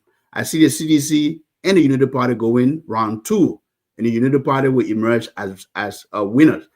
And then finally, look, we as Liberians, Liberian voters should be asking themselves at this time, should we be bringing the same old failed politicians from the past? If you talk about, people who have been in the Senate for 9 years, people who have been in the representative, House of Representatives for 12 years, some even more 18 years. And I'm not going to call names because I'm not targeting anyone here. So Liberians need to begin to think. And this is why the vice presidential candidate, Sam Jackson, is going to matter, right? Because the Liberians are interested in seeing fresh faces, new leaders emerging and coming on the stage to say, look, we are coming with new ideas, and people with honesty and impeccable character. So if Kuhn was to select someone, he shouldn't go back to the failed politicians. He should select someone with an impeccable character that can help him convince the Liberian people that he's going to do things differently. If George Manneh Weah wants to compete in 2029, as Stanton said, he's not going to carry Joe Howard Taylor. He needs to find someone competent that can put a contrast between himself and his vice presidential candidate, someone who can speak to the Liberian people to help him make his case why he should be given a second chance. And then the failures of the CDC will be under the spotlight, and they have to be able to convince the Liberian people why they should be given a second chance. But that said, 2029, look, the field is wide open. I think the president the president of the day have an opportunity, if he's going to run or give his vice president a chance, he should do it early on before the end of his term so that Jeremiah Kun can have a better shot at the presidency. Can we ask you a question? It wouldn't be fair. I'm kind of confused like hell as to what you just said. Seriously. You are saying don't bring back let me ask you now. You are saying don't bring back failed candidate, old politician. Who is Jeremiah Kun? Is he a new politician? Well, fair question. But look, Jeremiah Kun may not be a new politician, but Jeremiah Kun has gotten the opportunity, unlike Boakai, who was vice president for 12 years, and he never got the opportunity to showcase his leadership. This president, President Joseph Nima Boakai, is giving Jeremiah Kun initiatives and projects to lead on behalf of Liberia to negotiate deals like the Yellow Machines deal. And those opportunities are going to showcase his leadership come 2029. And this is why. Do you know how long Jeremiah Kun been? Do you know how long Jeremiah Kun been a political leader? I mean, I don't know the exact years, but I'm sure he's been elected twice in Nima County. And So here's the issue. Here's the issue. If you want to come and discuss this kind of thing, you got to be informed. No disrespect to you, Tamba. Jeremiah Kun is an old politician. He's not new. They all are old politicians. And you talk about the overloads, the baggages that comes with these different political parties.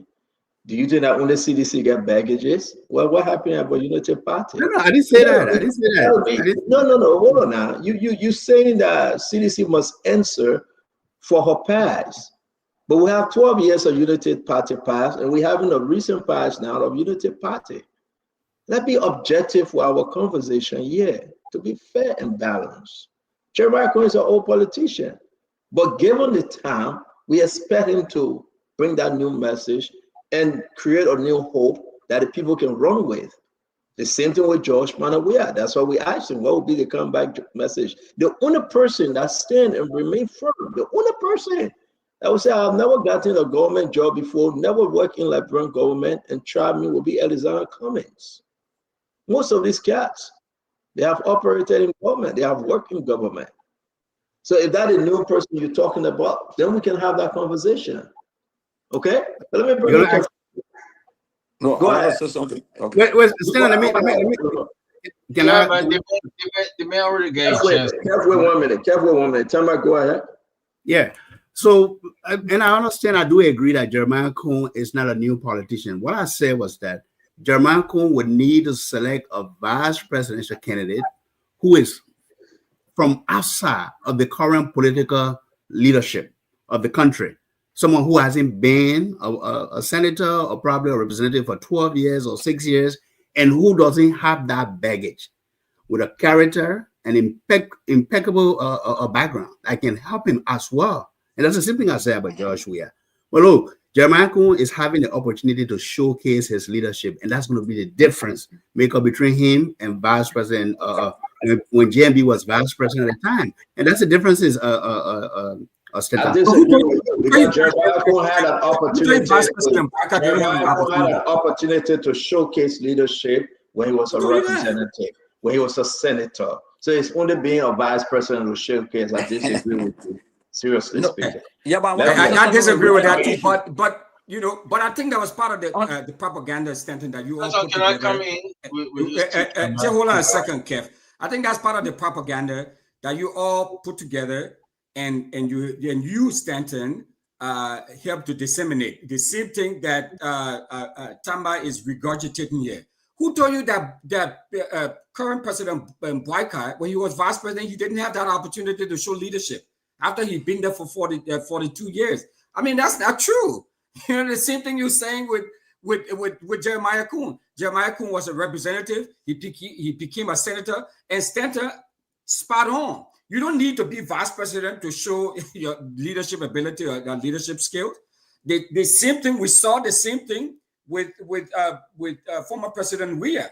He did not deliver in the Senate. He did not, he did not deliver throughout. He didn't have a successful track record, and we still elected him.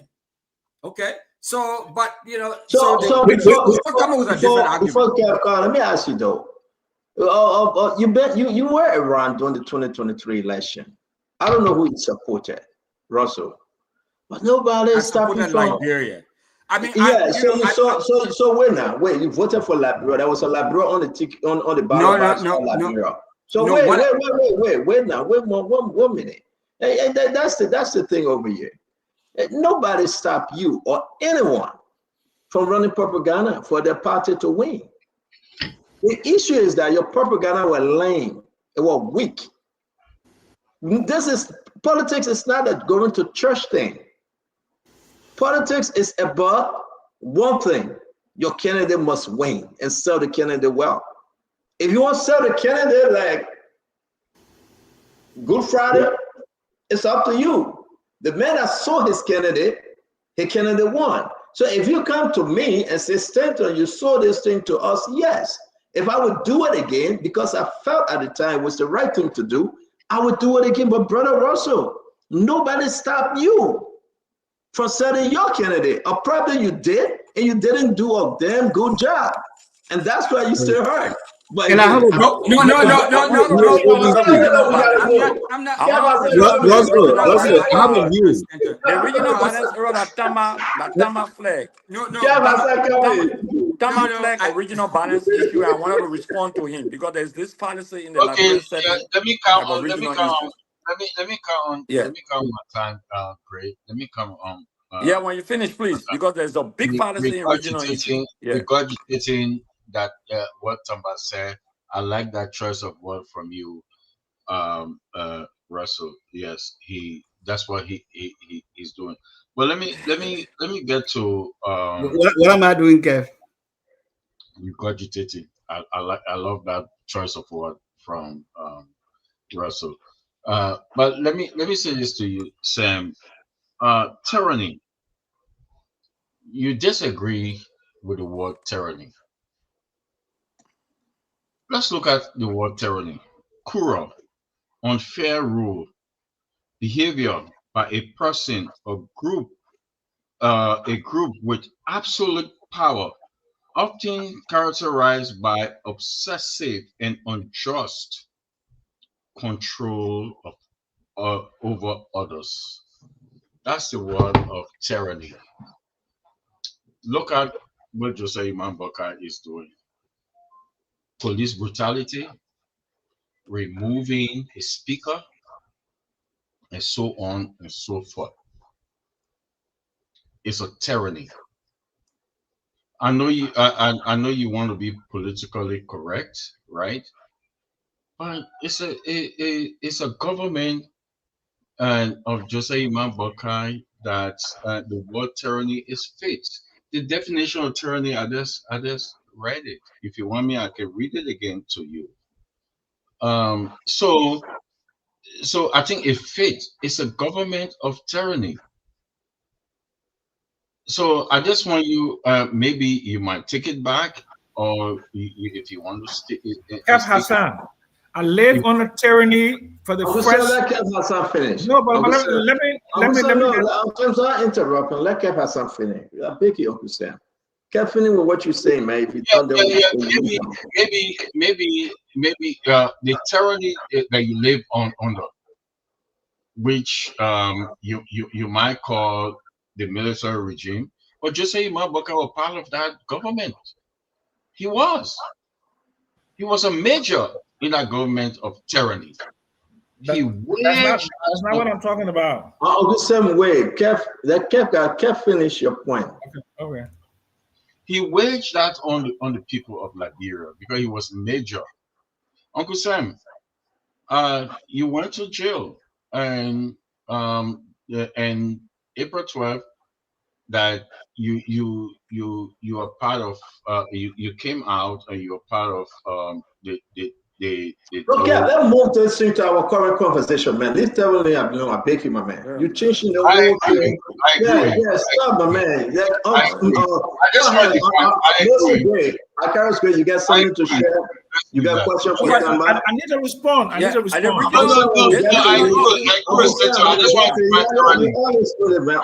to get to you, you respond. So, Gray, you had a question for Tamba. Yeah, you want to I make got a something to correct Tama on. Tama, it has been unfair in Liberia. Mama, don't correct me. Say your own if you don't want to ask me questions. No. You struck let a me point. reply. The man can call your name, but man. Okay, it has been unfair in Liberia. When people talk about the Southeast is not a singular region.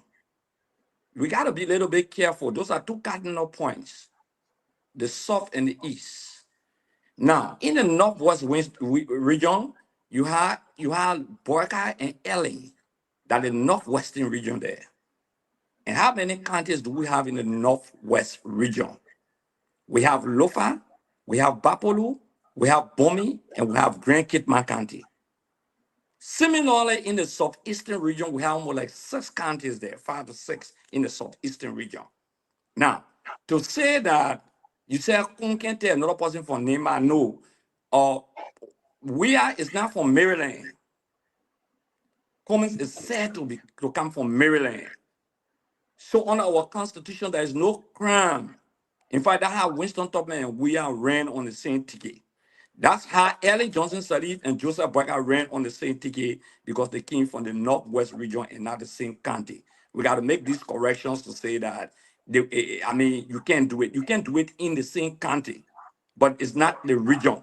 So, but I like somebody said, hypothetically, if you put Weah and Cummings on a ticket, hypothetically, and I'm expressing my opinion, my opinion doesn't represent the CDC, but I believe that it would be a first round landslide also. I'm convinced about that.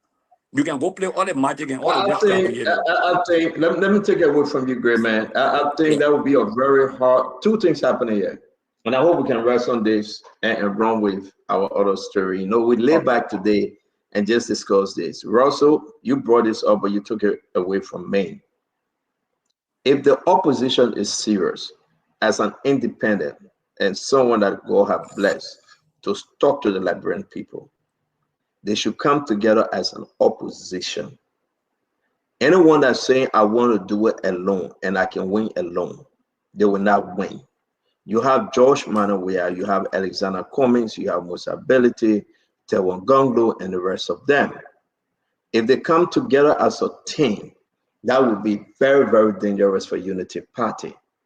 Unity Party right now, they are confused like hell. Unity Party right now, like Uncle Sam said, they are so disorganized with messaging, and everybody know that it resulted in cussing and insulting. That's a problem. Unity Party get nothing to sell right now. So therefore, they resolve in cussing.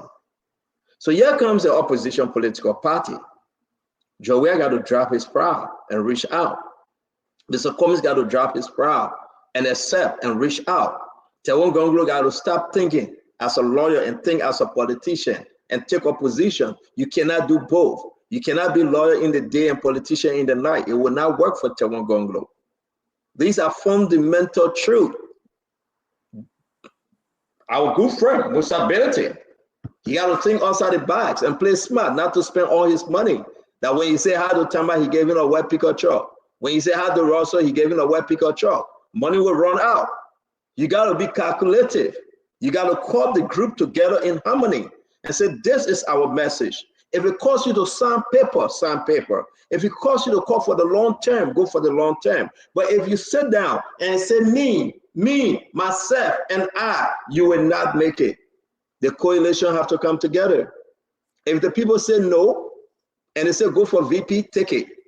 Now, I will end on this with Jeremiah Kuhn. Without Joseph Yima Boyka, I don't see whosoever from Unity Party, they able to win Jeremiah Kuhn. Without Joseph Yima Boyka. Whoever from MDR, it can be the Koga, he will crowd wolf, he will go on and count down. Koga will never ever join an opposition political party. If he does, the people of Nema will vote against him.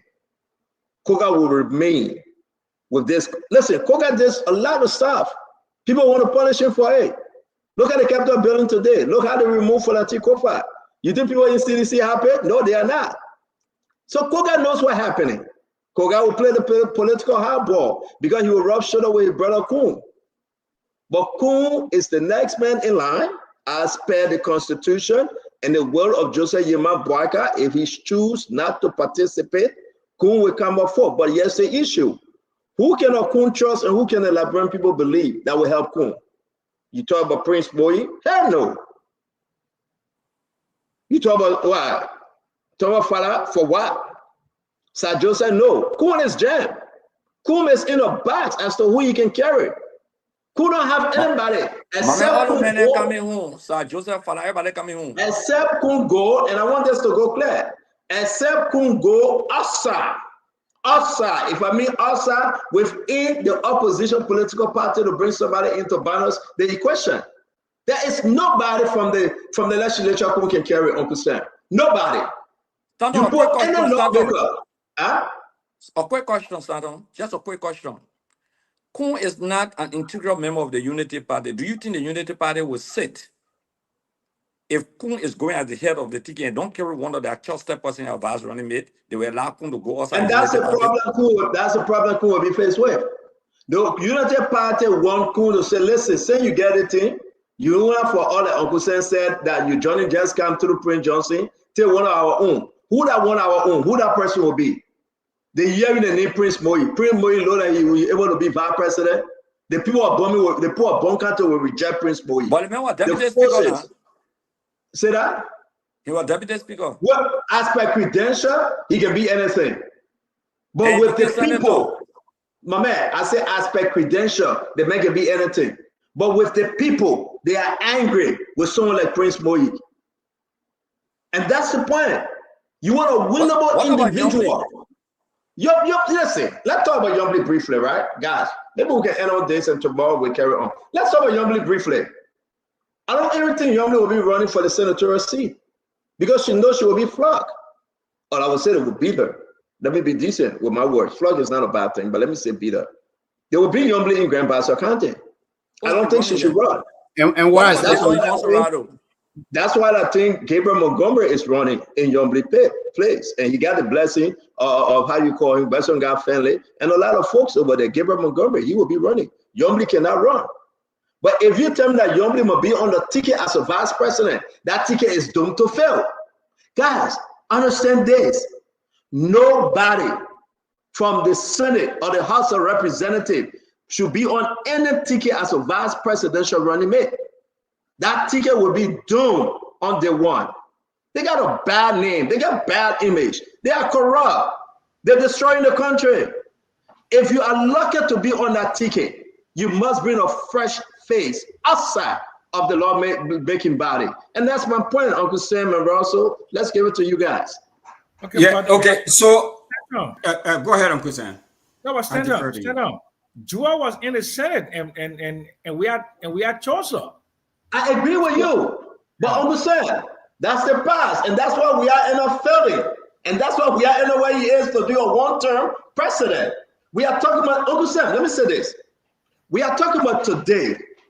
When we are 2017, chose Joe Howard Taylor. That was 2017.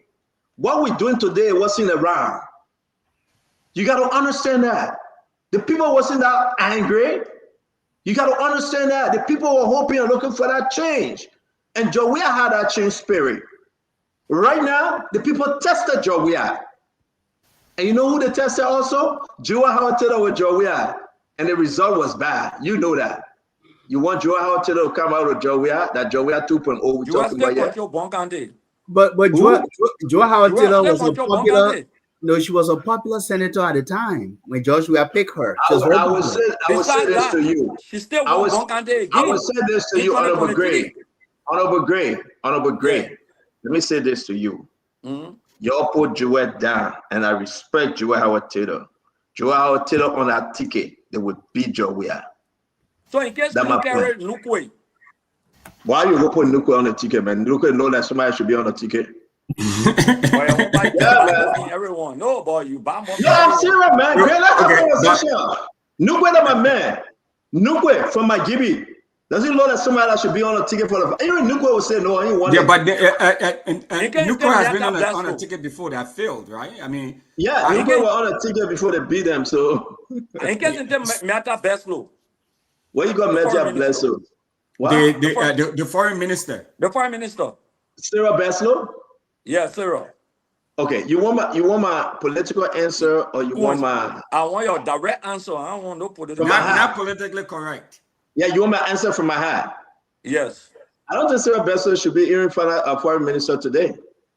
She had been disqualified as foreign minister when she brought a corrupt nickel test situation in the country. Sarah Bessel Yanti, she ran to be president. She got nothing. Let me make Liberia to be a serious place. Today, Sarah Bessel Yanti running against fighting Jeremiah. Yeah, but what he's asking, Stanton, is not for her to be the top of the ticket, but to be. Even I brought it down to the lowest low. I said the woman also before when I felt minister, they said type of ticket. What do you want me to say? Mama, so for me, I'm not going to have my thing here. I know these people, and we got to tell the Liberian people the truth. Sarah Bessel Yanti is a failure. Come on. Okay, Stanton, what I disagree with you on is that we saw during the last what we saw during the last election is that there were a lot of people clamoring and going out to try to get Yombli Kanga Lawrence, Senator Yombli Kanga Lawrence. It is because of the credibility that she brings to the ticket. I didn't get your opinion on this. Please, can you? So my what I said initially is that just like in 2023, I know things have changed a little bit. Things have changed, I mean, significantly. But Senator Yombli Kanga Lawrence is still a great vote getter, and she will make a fabulous vice president. She has a following. She has a base. Hey, but let the man finish by. But man, I'm gonna great hold on by. Don't do quick interjection. Let the brother flow. You will crash. Go ahead. Sorry. No, I mean, you know, I think she brings some credibility, and she brings some votes. She brings a lot of votes. She brings a lot of credibility to anyone who decides to pick her. I mean, that's one of the reasons why it was only because of the mess that was going on within the Liberty Party that current President Boyka did not select her. But she was on the short list, as you know, we all know this. And come 2023, if she's not ahead of the ticket from Liberty Party, I can conceivably see her running as a vice presidential running mate. Okay, so let's welcome Fubi back. Then we'll hear from Fubi after this. I will say to you, Winfred, every Liberian is eligible to run as president or vice president. But how? Nobody can run till she get tired. All that rumors that all that somebody would be vice president of Joseph Imam Boyka was a lie. If Joseph Boyka were to carry Yombli, they were going to beat him. You know that. You know that, Winfred also. Liberians all over know that. They were going to beat Joseph Imam Boyka. But some people have turned their back on Yombli Kanga Lawrence. Look at the suffering in Bassa today. The woman has served all these years as senator, pro tem now. What has she done for the people of Grand Bassa County? The people, have you been to Grand Bassa? Do you know people in Grand Bassa that they must tell you the story? Look at what they are fighting for between she and Bassonga family. Tallies, the leftover iron ore, who will eat the money? Who bring it in their own investor to get a cut? Look at that disgrace. What can we tell our Liberian people the truth? Anybody dream about carrying Yombli Kanga Lawrence on a political ticket, they must start spending the money. Even Charlene Bronsky right now get votes in Grand Bassa County than Yombli. Even Charlene Bronsky. Charlene can put vote in Grand Bassa like nobody else in Grand Bassa County. What do you think Yombli says she's not running? And she blessing Gabriel Montgomery to run. Why? Because Yombli know. Yombli was settled to be a negotiator. To be frank. Because you know who also have problem with Yombli in this thing and who destroy Yombli? DeLong. DeLong destroy Yombli. DeLong affiliation and relationship with Yombli have caused Yombli to be her own problem. But I should say, what have Yombli done? What are some of the drastic changes she brought within the Senate as a pro tem? As a rescue auntie, a rescue mother, what have she done? Do you want me to share those with you? I mean, yeah, but you can put it in the chat room and bring it back tomorrow. We'll put it on social media.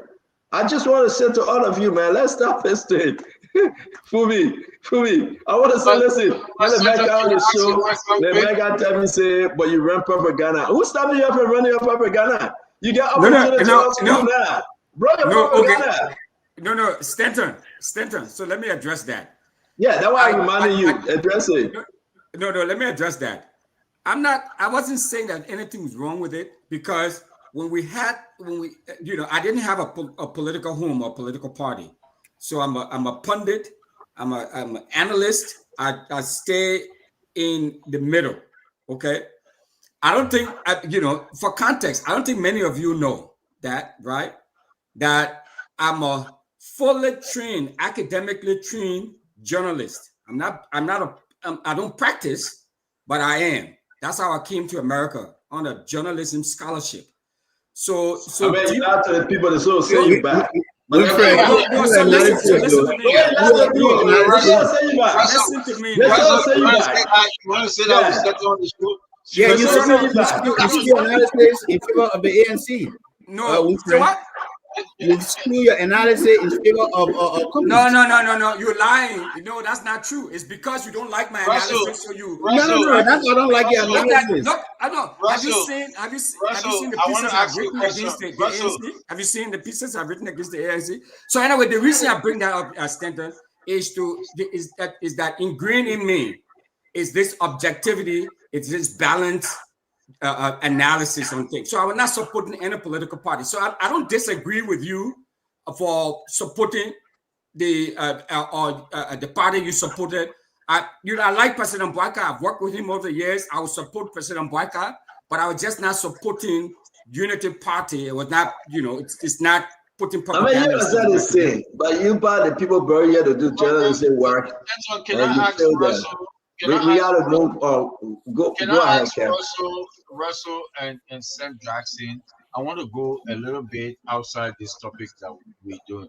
Today we heard the ambassador of Germany giving credit to President Weah on the United Nations Security Council, a seat, right? Sam Jackson and Russell, I want you guys to weigh on this. What you guys and what you guys make of that the government, right, went out and take credit, but now the German ambassador, right, is saying and giving credit to President Weah. You guys speak on it. Go for your. No, we're not speaking on it. We care less whether they get credit or we are. Let me move on. I don't care about German impact. But why we must care about people getting credit or job? We are.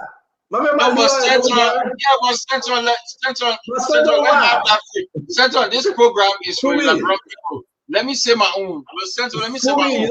I'm asking these two gentlemen. Please, Stanton. All right, Kat. Let me respect you. Winfred, I beg you, say you don't want to talk on it, then we'll move. Uncle said we're not talking on it, then we'll move. Winfred, you want to talk on it? No, I don't want to talk on it. Thank you. Uncle said you want to talk on it? Uncle said I want to talk on it. Congratulations to President Weah. Thank you very much. Thank you very much. Thank you very much, guys. Fubi, let's go ahead.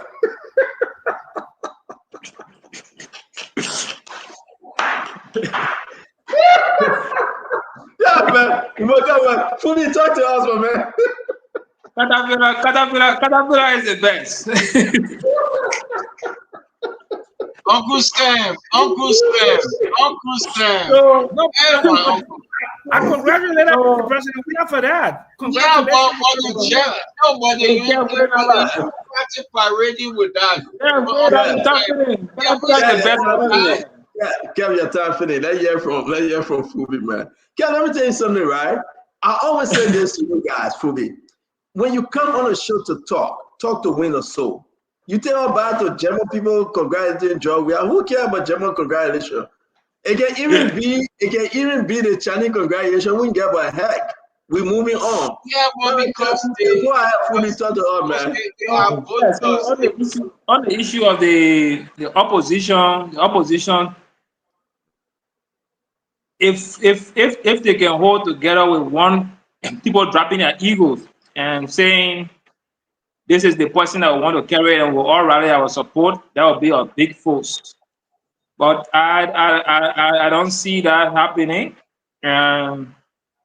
because at the end of the day, the only one force that stays standing gonna be George Weah to be that formidable force, because his CDC base is not going to move from behind him to support any other person.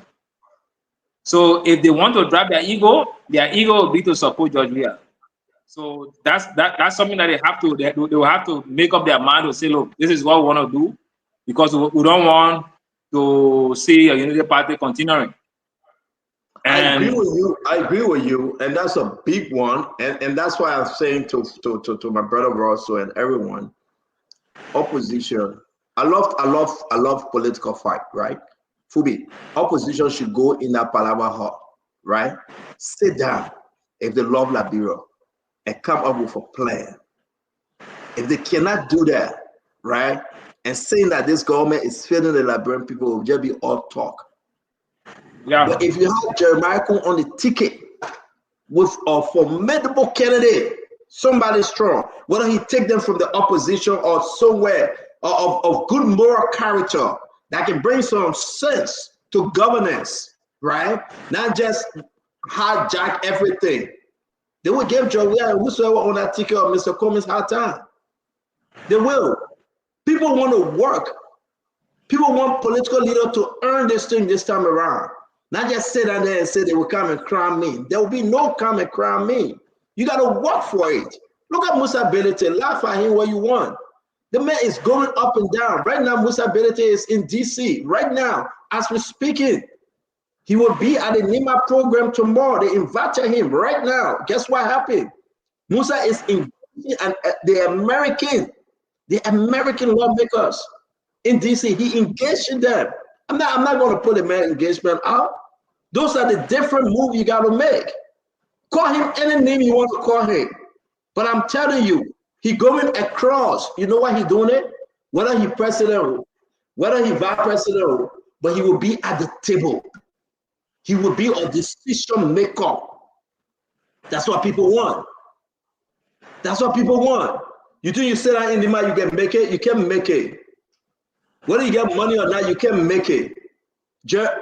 Mr. Cummings, after the convention here and there, in Liberia, in America, in Europe, Mr. Cummings got to come up swinging. Mr. Cummings got to come up fighting. No more holiday talking, no more sweet talk. You got to push this government. And Jeremiah Kun too. He got to have a change. I know he's not the president. He got to ask Joseph Iman Boaka, say, let's fight. And Joseph Boaka should be willing to fight. Not only for the people that will do Marcos and Parcos. It's not helping them. It's not. Liberia need a fighter right now. People that will care for the bread and butter issue of our country.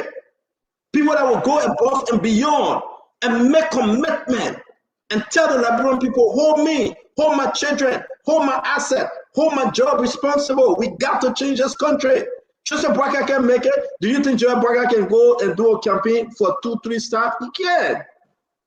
He would not be able to make it. So when you bring your people out, they start causing Marcos and Parcos, it's an embarrassment. They got nothing to show. This time around, the people are listening. If the same people can remove Joe Manuel whereby 20,000 votes, what do you think they can do to a government that is seeing that people are burning pigs? To a government that police officer is accused of killing a mental health individual? What do you think they can do? Today, they can't even explain who owned the $10 million project in Lofa. Listen to the press secretary here. Listen to her. The president villa, listen to her. As to the presidential villa, in all honesty, I've not really made key follow-up because, yes, we've heard it in different comments, but I will get back to you with the key information as to the current status, whether or not the source, whether this is sanctioned by the president. But just the general information that we've received so far, it's not something that is the president personal property as it is speculated. Whatever that has been developed will be in the interest of the government. It's a government owned, so it can be this another president, is a country's property. But so far as to the key details, as to the sources, funding, and all that, what's necessary, I will, get key update, because I'll try to reach out to contractors and those in charge of it, and then I'll give you some information. So imagine, Fumi, the presidential press secretary giving us the fifth edition of explanation to this project. After 6 months plus, they get no answer to the $10 million project. Look.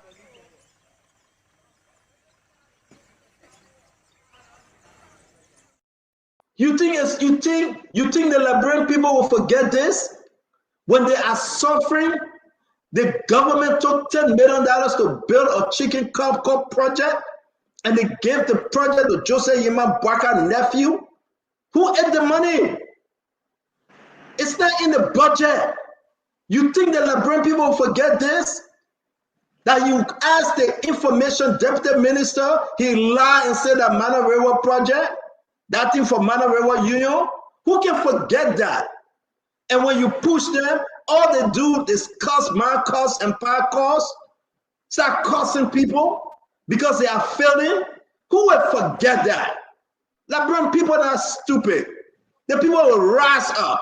They will live up to the true meaning and the true calling that change must come, and it must come now. Kula Fufana can't even explain. Colonel Crown can't explain. Daniel Sano is lying to his teeth.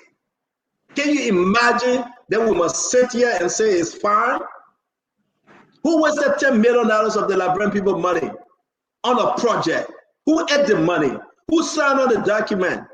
Kula say, I ain't getting people.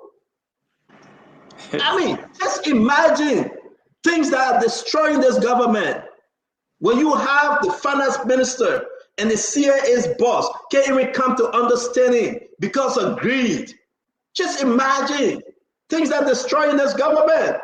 When you get the Minister of Transport and LTMI doing the same job for the same purpose, the government cannot come out to a decision and the people are suffering. Just imagine, we sit here today, the conversation of a private jet is over now. Everybody is in it today. 4 minutes, the president bio, the next thing that the president friend sent it for him. Let's hear about the private jet. Can you re-emphasize that? The flight is not a cost to the Liberian government or the presidency. This flight was sent to pick up the president and his delegation by the president of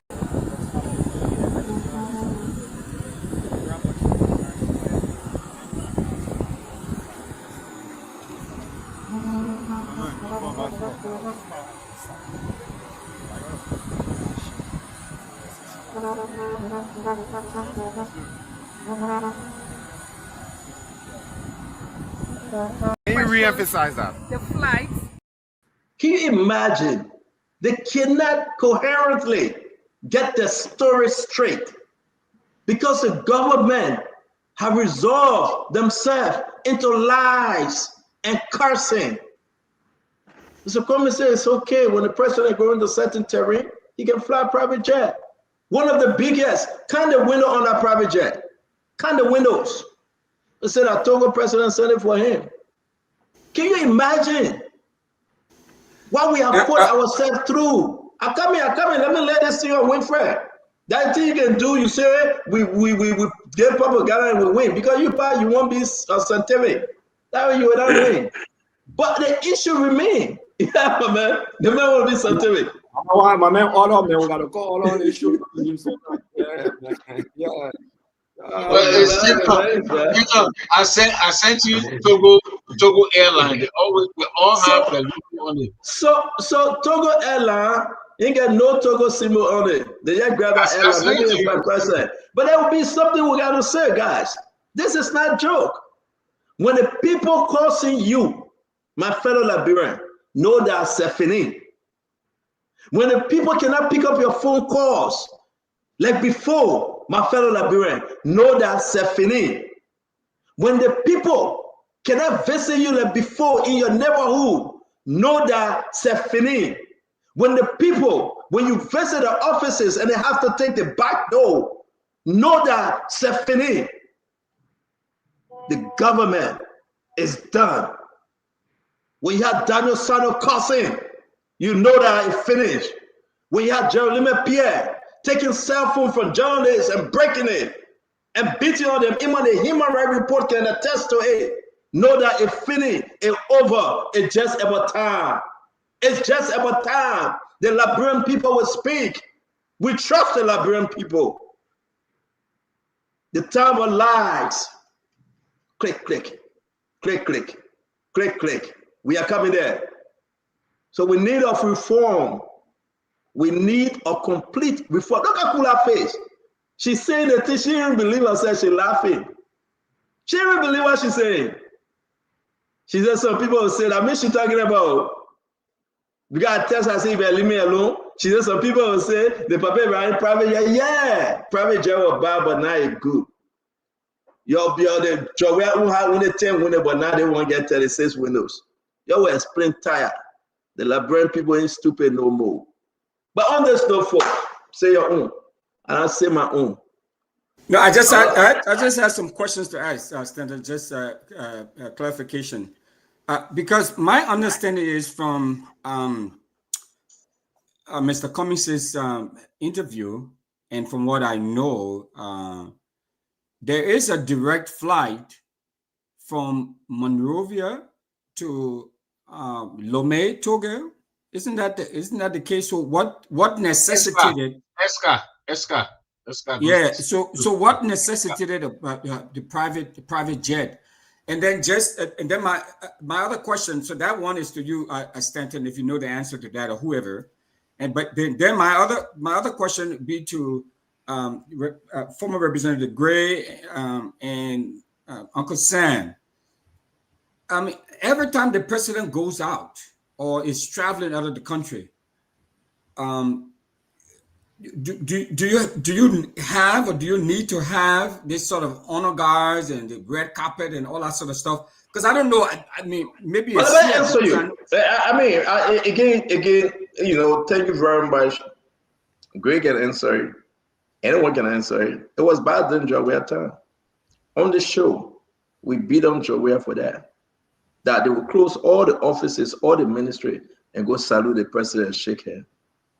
Yeah, because even when Trump leaving, I don't know, do they do that here? I'm just curious. Even when Trump leaving, you see only two U.S. Marine at Air Force One. You don't have to take half of the government to do two U.S. Marine at Air Force One, they go to salute Trump, get in that plane, he gone.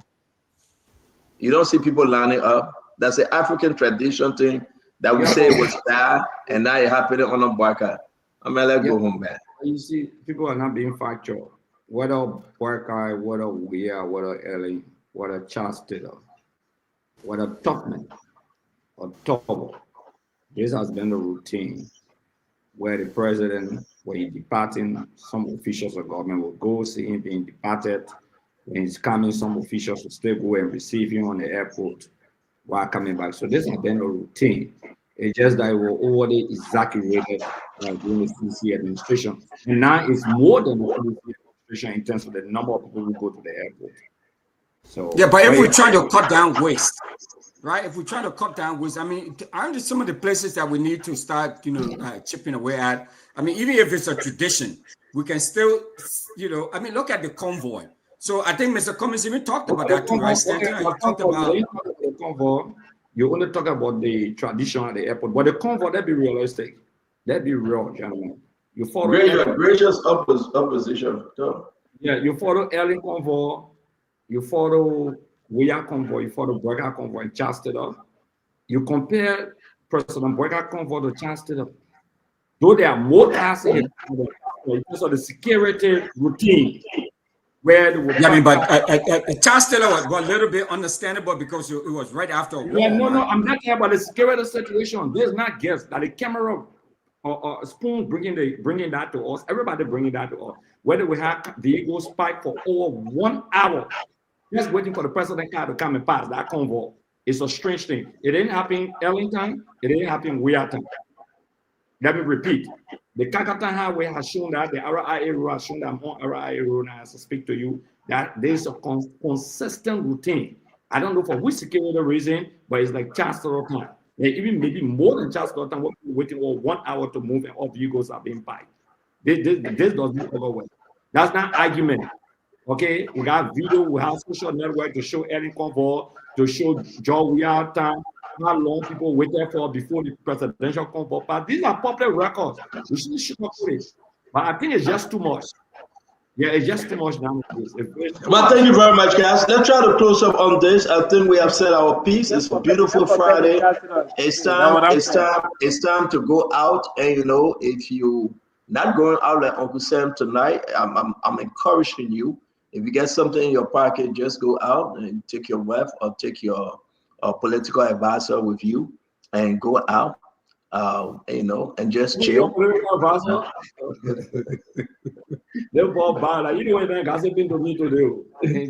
I said nothing. I don't call Winfred me. I said Winfred will take his political advisor with him or his campaign chair leader with him. I didn't say anything.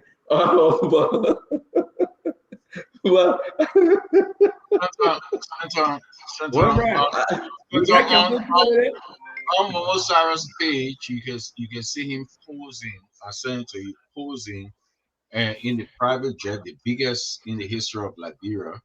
Private jet was wrong yesterday. But you can see Momo Sarah's them chilling. It happened on a job we had time to. They were all chilling. Snowden were chilling, so no different now. So, man, let's move on. You see that kind of conversation, that kind of conversation, I can buy into. Private jet is bad. We beat on job where we agree. But I can start cutting things into pieces and say we get so many pictures of Snow and Carrasco there in private jet chilling. That night bar, I bet you, man. So I send you some to for the 7 convoy by Joseph Boyer. I'm not interested in for the 7 convoy. I'm interested in the brand.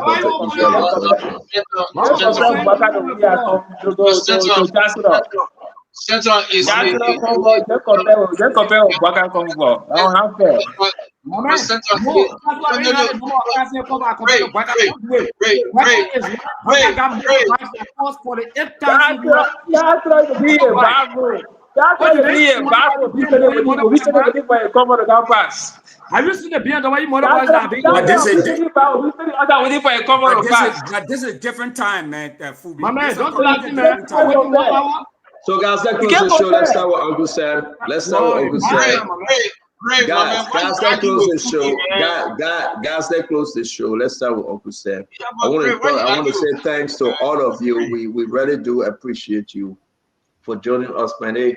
There's a reason why we can bring in different topic at different time, right? It's because sometimes it's just good to chill, lower the temperature, and have fun. But what we discussed tonight concerning those political leaders, they're hearing the messages. And I would say to you, Uncle Sam, you've been around St. Charlie King time. I respect you like I always say on this show. There will be no way these guys are going to come back with the same old. There's a force out there, and the Liberian people will listen to that force. We have ears. We're hearing things, but we'll wait for the appropriate time. There will be some serious situations and serious things happening now to 2029. And I hope the Liberian people are ready. A lot of different spin, different changes will take place. I hope the Liberian people are willing to understand. But I can guarantee everyone, this Liberia will be better. We will get there. You may not see it now. We will get there. And trust me, God is making it happen. Uncle Sam? Yeah. Happy Friday to you. Do your closing. Well, first of all, I just want to tell everybody it was a great conversation. The fact that we are talking about 2029 in October of 2025 says that the Liberian people are yearning for better leadership. That's why people like Musa Bilate putting up with the CMC, and I think he has excellent effort. If we put together a grand organization, I think he may be if the circumstances continue to evolve as the way it is, that Musa has an opportunity to probably be the first Muslim president in this country because of his style, of his leadership ability, and all of those other good things. But listen, let's just be very clear about President Boycott. I know him very well. I like him a whole lot. People around him don't understand why he came to power, why the Liberian people voted for him, and how they should have positioned him. So he's going astray.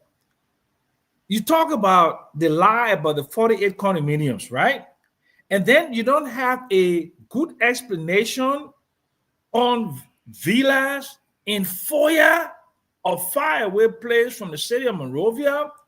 The press secretary does not know who owns the building, where the money is coming from, what it's going to be used for, and she's there stuttering on something as consequential like that. A private jet, Aska comes to Liberia 7 days a week. They leave about 7 o'clock in the morning and they're in Lomé before 10 o'clock in the morning. A very convenient flight. And you don't have an explanation. All we have to look, that plane there, if anybody can take a picture of the plane and give me the serial number of the plane, I can put it into my Google thing. It will tell you who owns that plane right away. That's it. So just find out the serial number. If you got a picture of the plane, text me the serial number. And within a few seconds, I'll be able to tell you the ownership of that plane.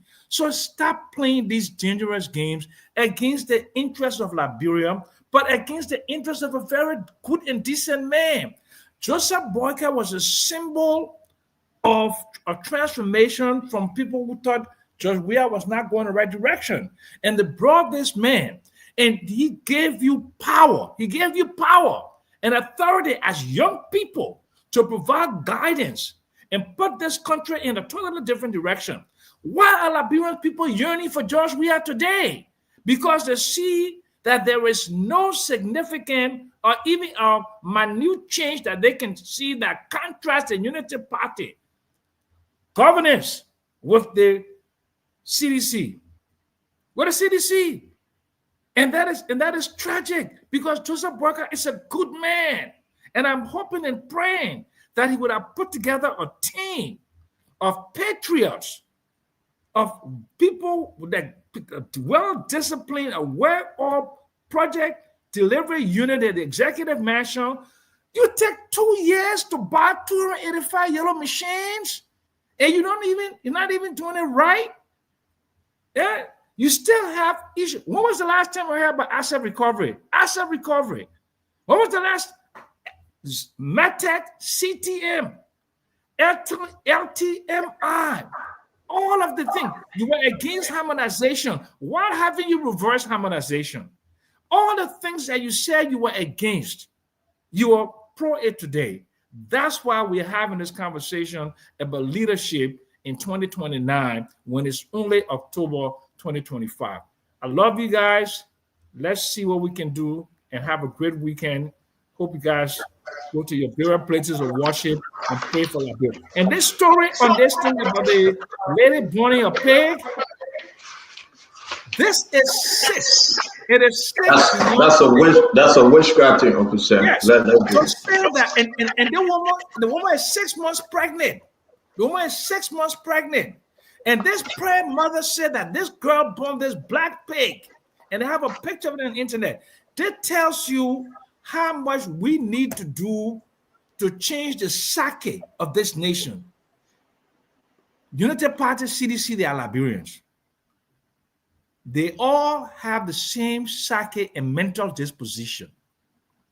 We have to begin to change this psyche and mental disposition of Liberians if we want to have a good country. On that note, God bless you and God bless Liberia. Thank you very much. Uncle Sam, thank you, man, for taking out your Saturday. You are not going to Mama Point. You are not going to your little spot with your beautiful wife. You took out your time to talk to us. We appreciate you. Thanks a And lot. I appreciate you guys too. I love all of you guys. I mean, we don't have any major differences. We all want the best things for Liberia. We all do. We are all patriots here. We love Liberia. That's why we spend all of our data, all of our time, and we exchange our spouses, and we come to do this thing seven days a week. Thank you, and God bless Liberia. Thank you, sir. Phoebe?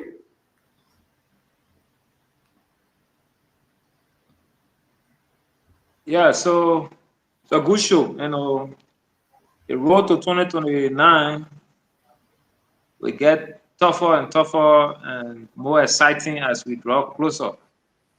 But like I said to the government, and I said the same thing to the CDC regime, if you want to retain power, you have to focus all your energy the remaining years to the economy. A drastic change in the economy will turn things around.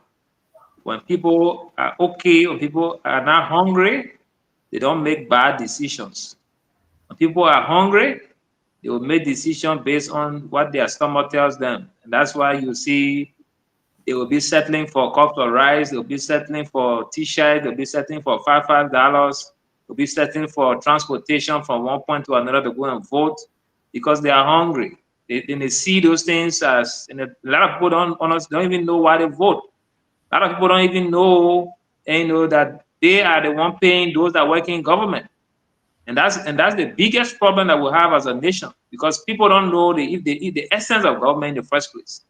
They think when you elect people, you should worship them. And that's why the country is still like this, because we worship people that we give power to. Instead of holding them accountable to improve our lives, we tend to worship them and see them as gods. You can't say this, you can't speak to them a certain way. You can't do this, you can't do that. We know that the law gives certain immunities, but at the same time, you have the right, the first article, all power inherent in the people. All free government are instituted by their authority and for their benefit, and they have the power to alter and reform sin when their happiness so required, their happiness and safety so required. The two paragraphs, the two sentences, people don't understand them. If Liberians can just pay attention to those two sentences in the first article of the Constitution, they will make better decisions and they will understand the true meaning of government. And that's how you will be able to make better decisions. But up to now, people don't care. After election, you all sit back, waiting for and keep complaining in your heart, waiting for the next election. And the next election coming. No, you don't wait for the next election to hold government accountable, because you don't even know whether you even be alive to see the election day. So you got to start holding them accountable from day one.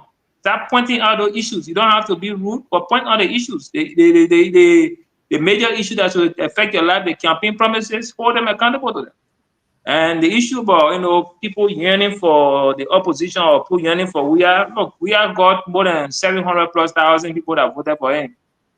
So that's not a big change. It is the same partisan yearning for him. And so I don't see that as a major shift in the whole opposition stuff. That because his sympathizers wish that he will come back to power. And that's why you see now they're all on the internet. They understand power. They know they tasted power for 6 years. They saw the dramatic change of day and night. And day and night transition. So now they're back to the night, and they won't come back to the daylight. So they will do everything. They will make all the unnecessary propaganda. So the government just need to counter them with the economy. And on the issue of the opposition, if they can form a formidable candidate, formidable ticket, and say we all drop our arms and we're going to support this person, it will make sense. But who that person going to be?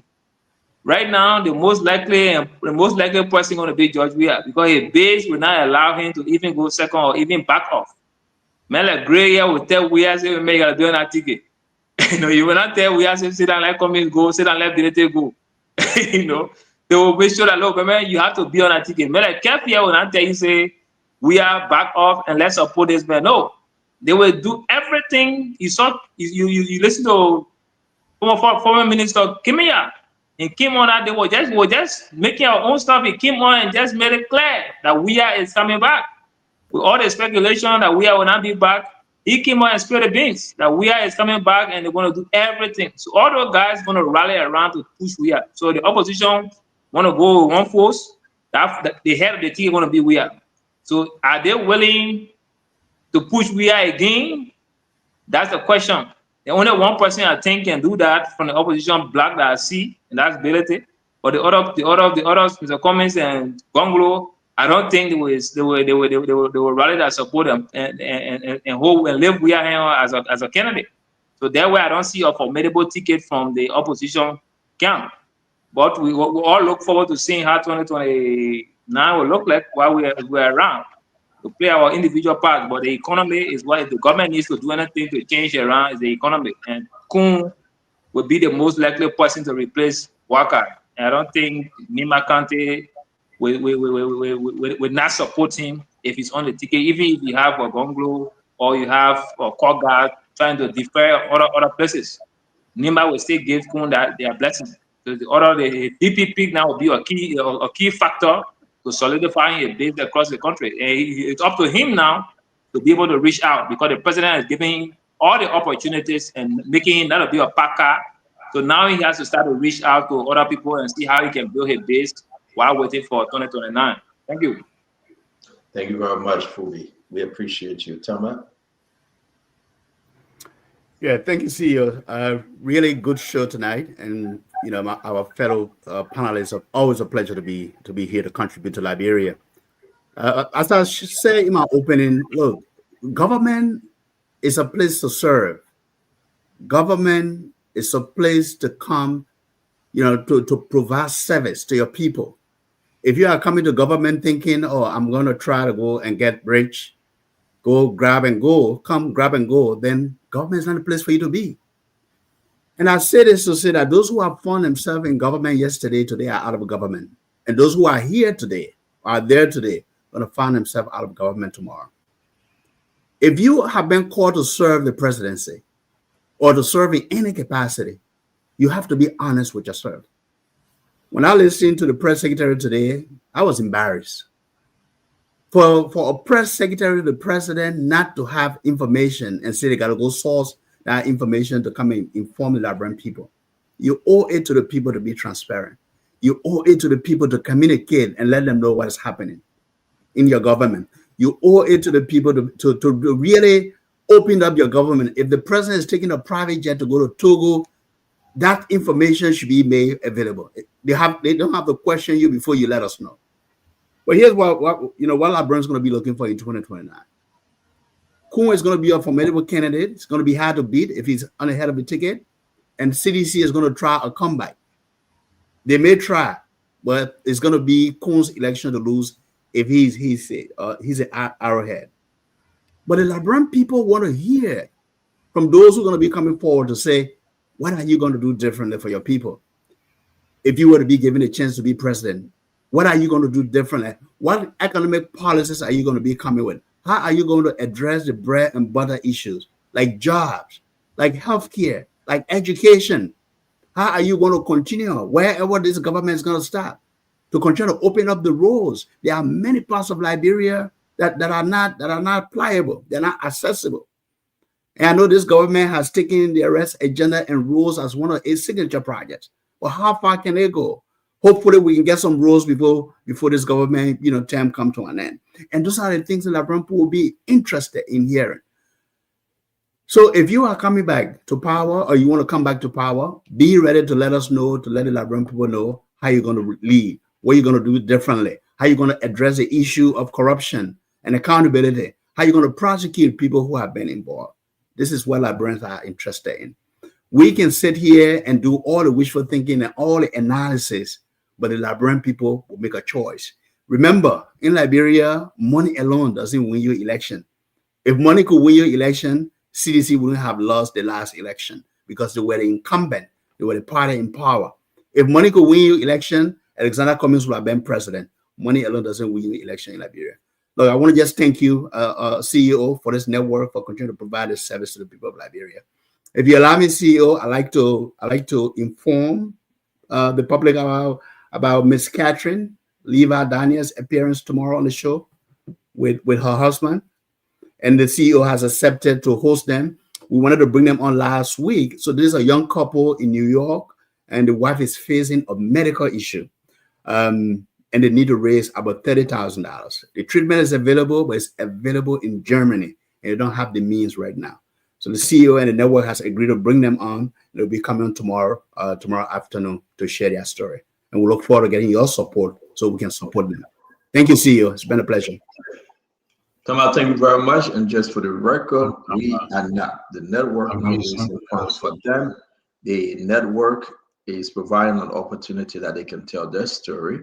They will post their information. If you can come ready to contribute for them tomorrow, that will be for them, not through the network or not with the network.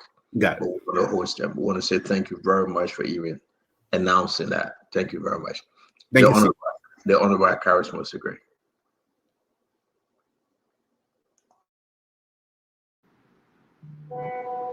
Are you getting me? Yes, Honorable Greg, go ahead. Yeah, thank you very much. I think we had a good show. And for us, there's no debate. 2029, we will be on the ticket. We will win. Like some of you said, I could agree, I could disagree. This government is not performing. And the people in the streets are regretting their actions. They are despondent. They are disappointed in the actions of this administration. They are crying they are crying the CDC to return to power. Even people in this government are in line with the CDC and believe that the CDC must come back to power. So that Kun story, that Coco story, when we can look for the best version of the middle, we don't worry about Kun. For us, we are concerned about going to election. We say office or crash there in the first round of election. And just don't waste money in Liberia to go to runoff election because we're going to win. The next thing here is that I think it's unfortunate that people criticize things in the past and now they want to sugarcoat it. These are some of the things that we're talking about. You criticize the usage of private jets. You come back to Rye and say they didn't know the importance of private jets. This is the hypocrisy and deception. The people of Liberia are not stupid. You talk about presidential homes. You criticize it. Now you're building one in Lofa County and other areas. Even your press secretary, your minister of information, they can say the real thing about it. You criticize people going to the airport to receive president and come back with leaders. But what is interesting is that when I said as compared to Chancellor Saddam, there was a spoon interview with drivers that were packing. Spoon interview. I hope you can play that interview to see what I'm talking about. So Phoebe and other people can be able to see exactly what I'm talking about when it comes to the issue of President Boakai. That is social security routine. 2 videos. One had to do with the video not opening, just talk about it, not opening. Yeah. Okay. But that particular video is damaging where the reporter even took the microphone to the guy. The guy said, the thing bad, man. Yeah, we've been here 1 hour just waiting. The president can come and go. Pass. You know? So somebody could be in that car dying. But the fact of the matter here is that one of the things that we have succeeded in for the last 2 years, because I can say 2 years now, because we got 2 more months to go. And it's good for the opposition. And I will say this publicly, we've been able to diminish the PR arm of the Unity Party. We disarm them. Whether the party structure or whether the government structure, that's why they're insulting everyone, mother and father. They have become to a government of insulting mothers and fathers, including serious people in the country. Because they are totally disarmed, they are dismantled, the capacity to wage political war has been destroyed and dismantled. So they don't have the capacity. All they do is that they pay people to get on Facebook or radio talk show when you on. They get them $10, $5 scratch card, $25, $50 on one end to insult and to say what they want to say. But we've been in this game before. We're there 12 years in opposition. I stayed 12 years in opposition. I stayed another 6 years with a ruling party. So we've been in this business for quite a very long time. We remain consistent as the Northern Star. So that the people say what they want to say. Once we have succeeded in dismantling the PR capacity of the government and its political institution and surrogates is a good thing for the opposition because they're not going to do anything. They're not going to transform this country. They're going to make no change. These are all wishful thinking that though they will come, they will change this. They give 8 oil block, the clapping for money that can only pay civil servant for 1 month. I see the clapping that they're doing well in that direction. This country, until they address the bread and butter issue, which they will not address, that they don't have the capacity to address, I can guarantee you, those of you who run the Unity Party, just go for job. When election time come in 2029, you got to come our way. Because if you don't come our way, I can assure you, you will be part of those who will be defeated. And people say we should articulate our programs, our policy. We will definitely, and we are articulating our gains on the show, on the show. We don't just criticize, but we provide our gains. We argue on understanding, disagree, other people agree. So we articulate our views ranging from education to the issue of health. Okay, we articulate our views. We talk about our development when it comes to roads and all of those things. So there's not something the CDC is sitting back to hold back on. But all in all, we are fighting to have a collective opposition. A lot of talks ongoing beyond the scene. It's a matter of time. That's why I've always told people we are upbeat and we are optimistic that God Russell will join us. Maybe if you see some of his legs around, he will come over to us, he will join us. Don't be surprised that Stanton will declare public support to the mighty Coalition for Democratic Change or Congress for Democratic Change. There will be a public support. It's not a strange thing, okay? But I like the fight. One thing I like about this thing is that the Unity Party arrogance and isolation of people who raise their funds, who raise their money in the diaspora, and look at it, the way these guys that are in government behave to them, and the way they treat people who stood with them, and the way they're treating the population that in West Point is no more their friend, that Raspberry Valley no more their friend, that the slums and ghetto communities that they used to go say they have constructed a class system where they go sit down somewhere in Sinko and they're thinking Zobayo song, okay, and not realizing where they come from. I can assure you, whether you like it or not, the country is high. The trickle-down effect is not happening in our country. People are crying. People, even in the diaspora, who sending money to Liberia, that people are complaining and crying. It's about time that we take these rascals from power. It's just a matter of time because the guys will never change. They are extremely arrogant. They feel more sophisticated. They don't remember. They lost their memory in terms of where they come from and the interactions that they have with people who fought. Do you know how many people put resources together, including Stanton, who paid for headquarters, who bought the inaugural suit for President Boyka, who gave some money? Man, you lying, man. Let go home, man. You're talking to me. No, man, you lying, man. You lying. Man, Lorena gotta go home, man. Stop talking this to me, man. They say you want that business. Lorena gotta go home. You lying here. I gotta conclude, my man. Don't talk that thing here. They're calling you today, not prayer day. I beg you, today Friday. Okay, you got nowhere to go. You're sitting up there St. Johnson. Lorena gotta go home. Now, in conclusion, Snyder, there is an existing reality. And every day you come here, you say that reality that the people are finished. They are doomed.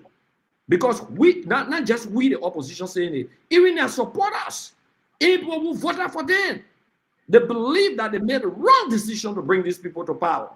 And because they made the wrong decision, many of them are returning home, and many of them believe that the CDC is the alternative party. Whether you like it or not, in the opposition, the CDC is the alternative party. And we will be the head of the ticket. We're going to support it. A clear cut about that. We're not thinking about Unity Party. Maybe other people will take Unity Party, or they may not come tell or vote in the election if there should be a runoff election. Don't be surprised. Unity Party may not even come tell or vote. And that would be disaster. Yeah, thank you, Honorable Gray. Thank you very much, Lorena. I appreciate you, Mr. Russell, for waiving your closing because it's after 12 and Lorena have to go home. I appreciate you, Kev Hassan, for doing the same. I'm coming back in 2029. I want to announce that publicly today. I will be back in the legislature in 2029. It's not a choice. Wait for Monday and announce it. Huh? You running in Marshall? Wait for Monday and announce it today, just to squeeze in. Also, as we embark on this care. House of Representatives open today, as you can see. That is the Speaker, Richard Coon. They had a grand opening today. The legislature opened today, also the Senate. We'll talk more about that tomorrow. Don't forget That tomorrow is show. what they get wrong today. Maybe they will get wrong on Tuesday. Well, just imagine it will be interesting tomorrow. Diamond Slanger, James Goudet, and the rest of the team will be here to do a show tomorrow. I believe Lorena and Darius, they all will be joining in. You know, we're trying to transition and take our Saturday off.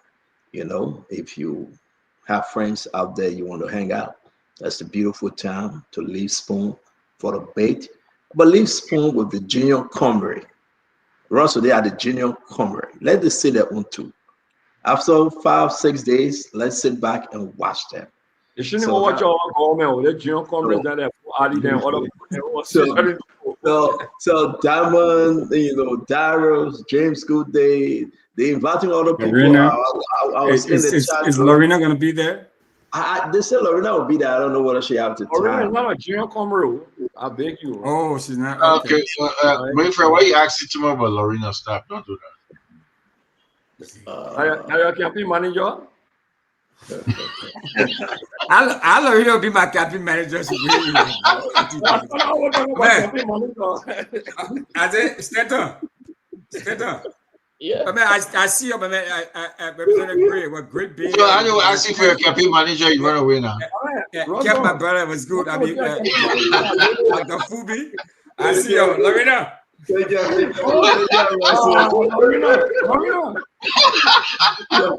Russell, check her.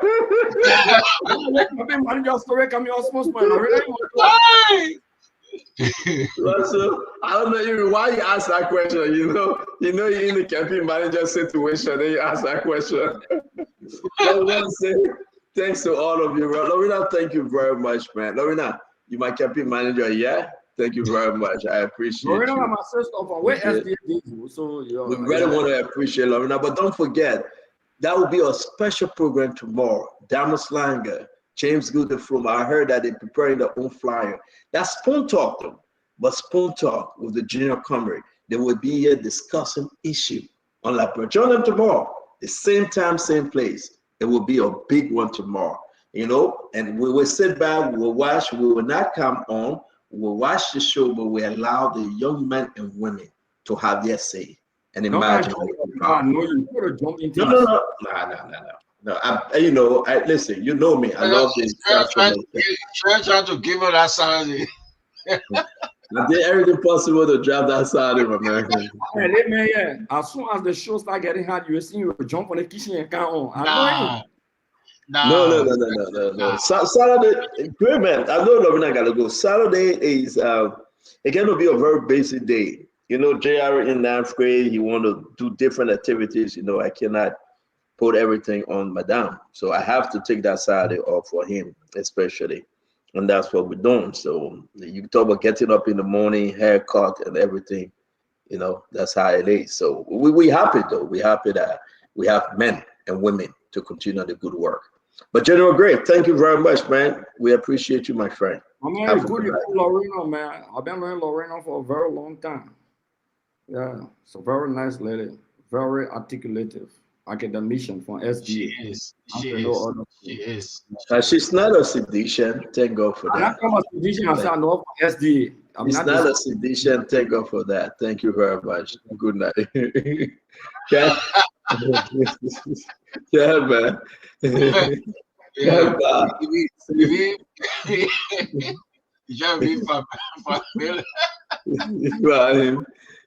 Lorena, thank you. Yeah, we appreciate you, Mama. Have a good evening and be safe, please. Good night. Good night. Yes, ma'am. All right.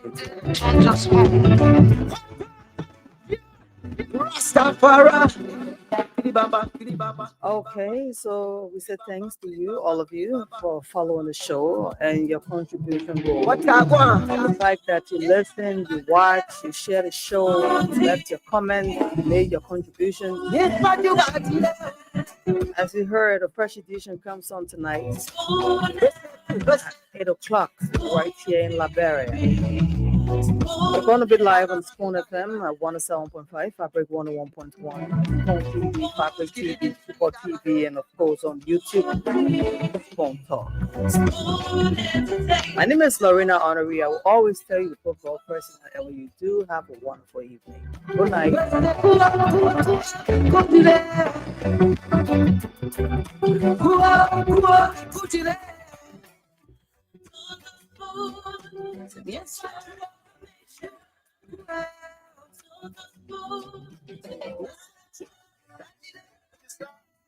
Special one with the CEO with this ball and your boy right at the South.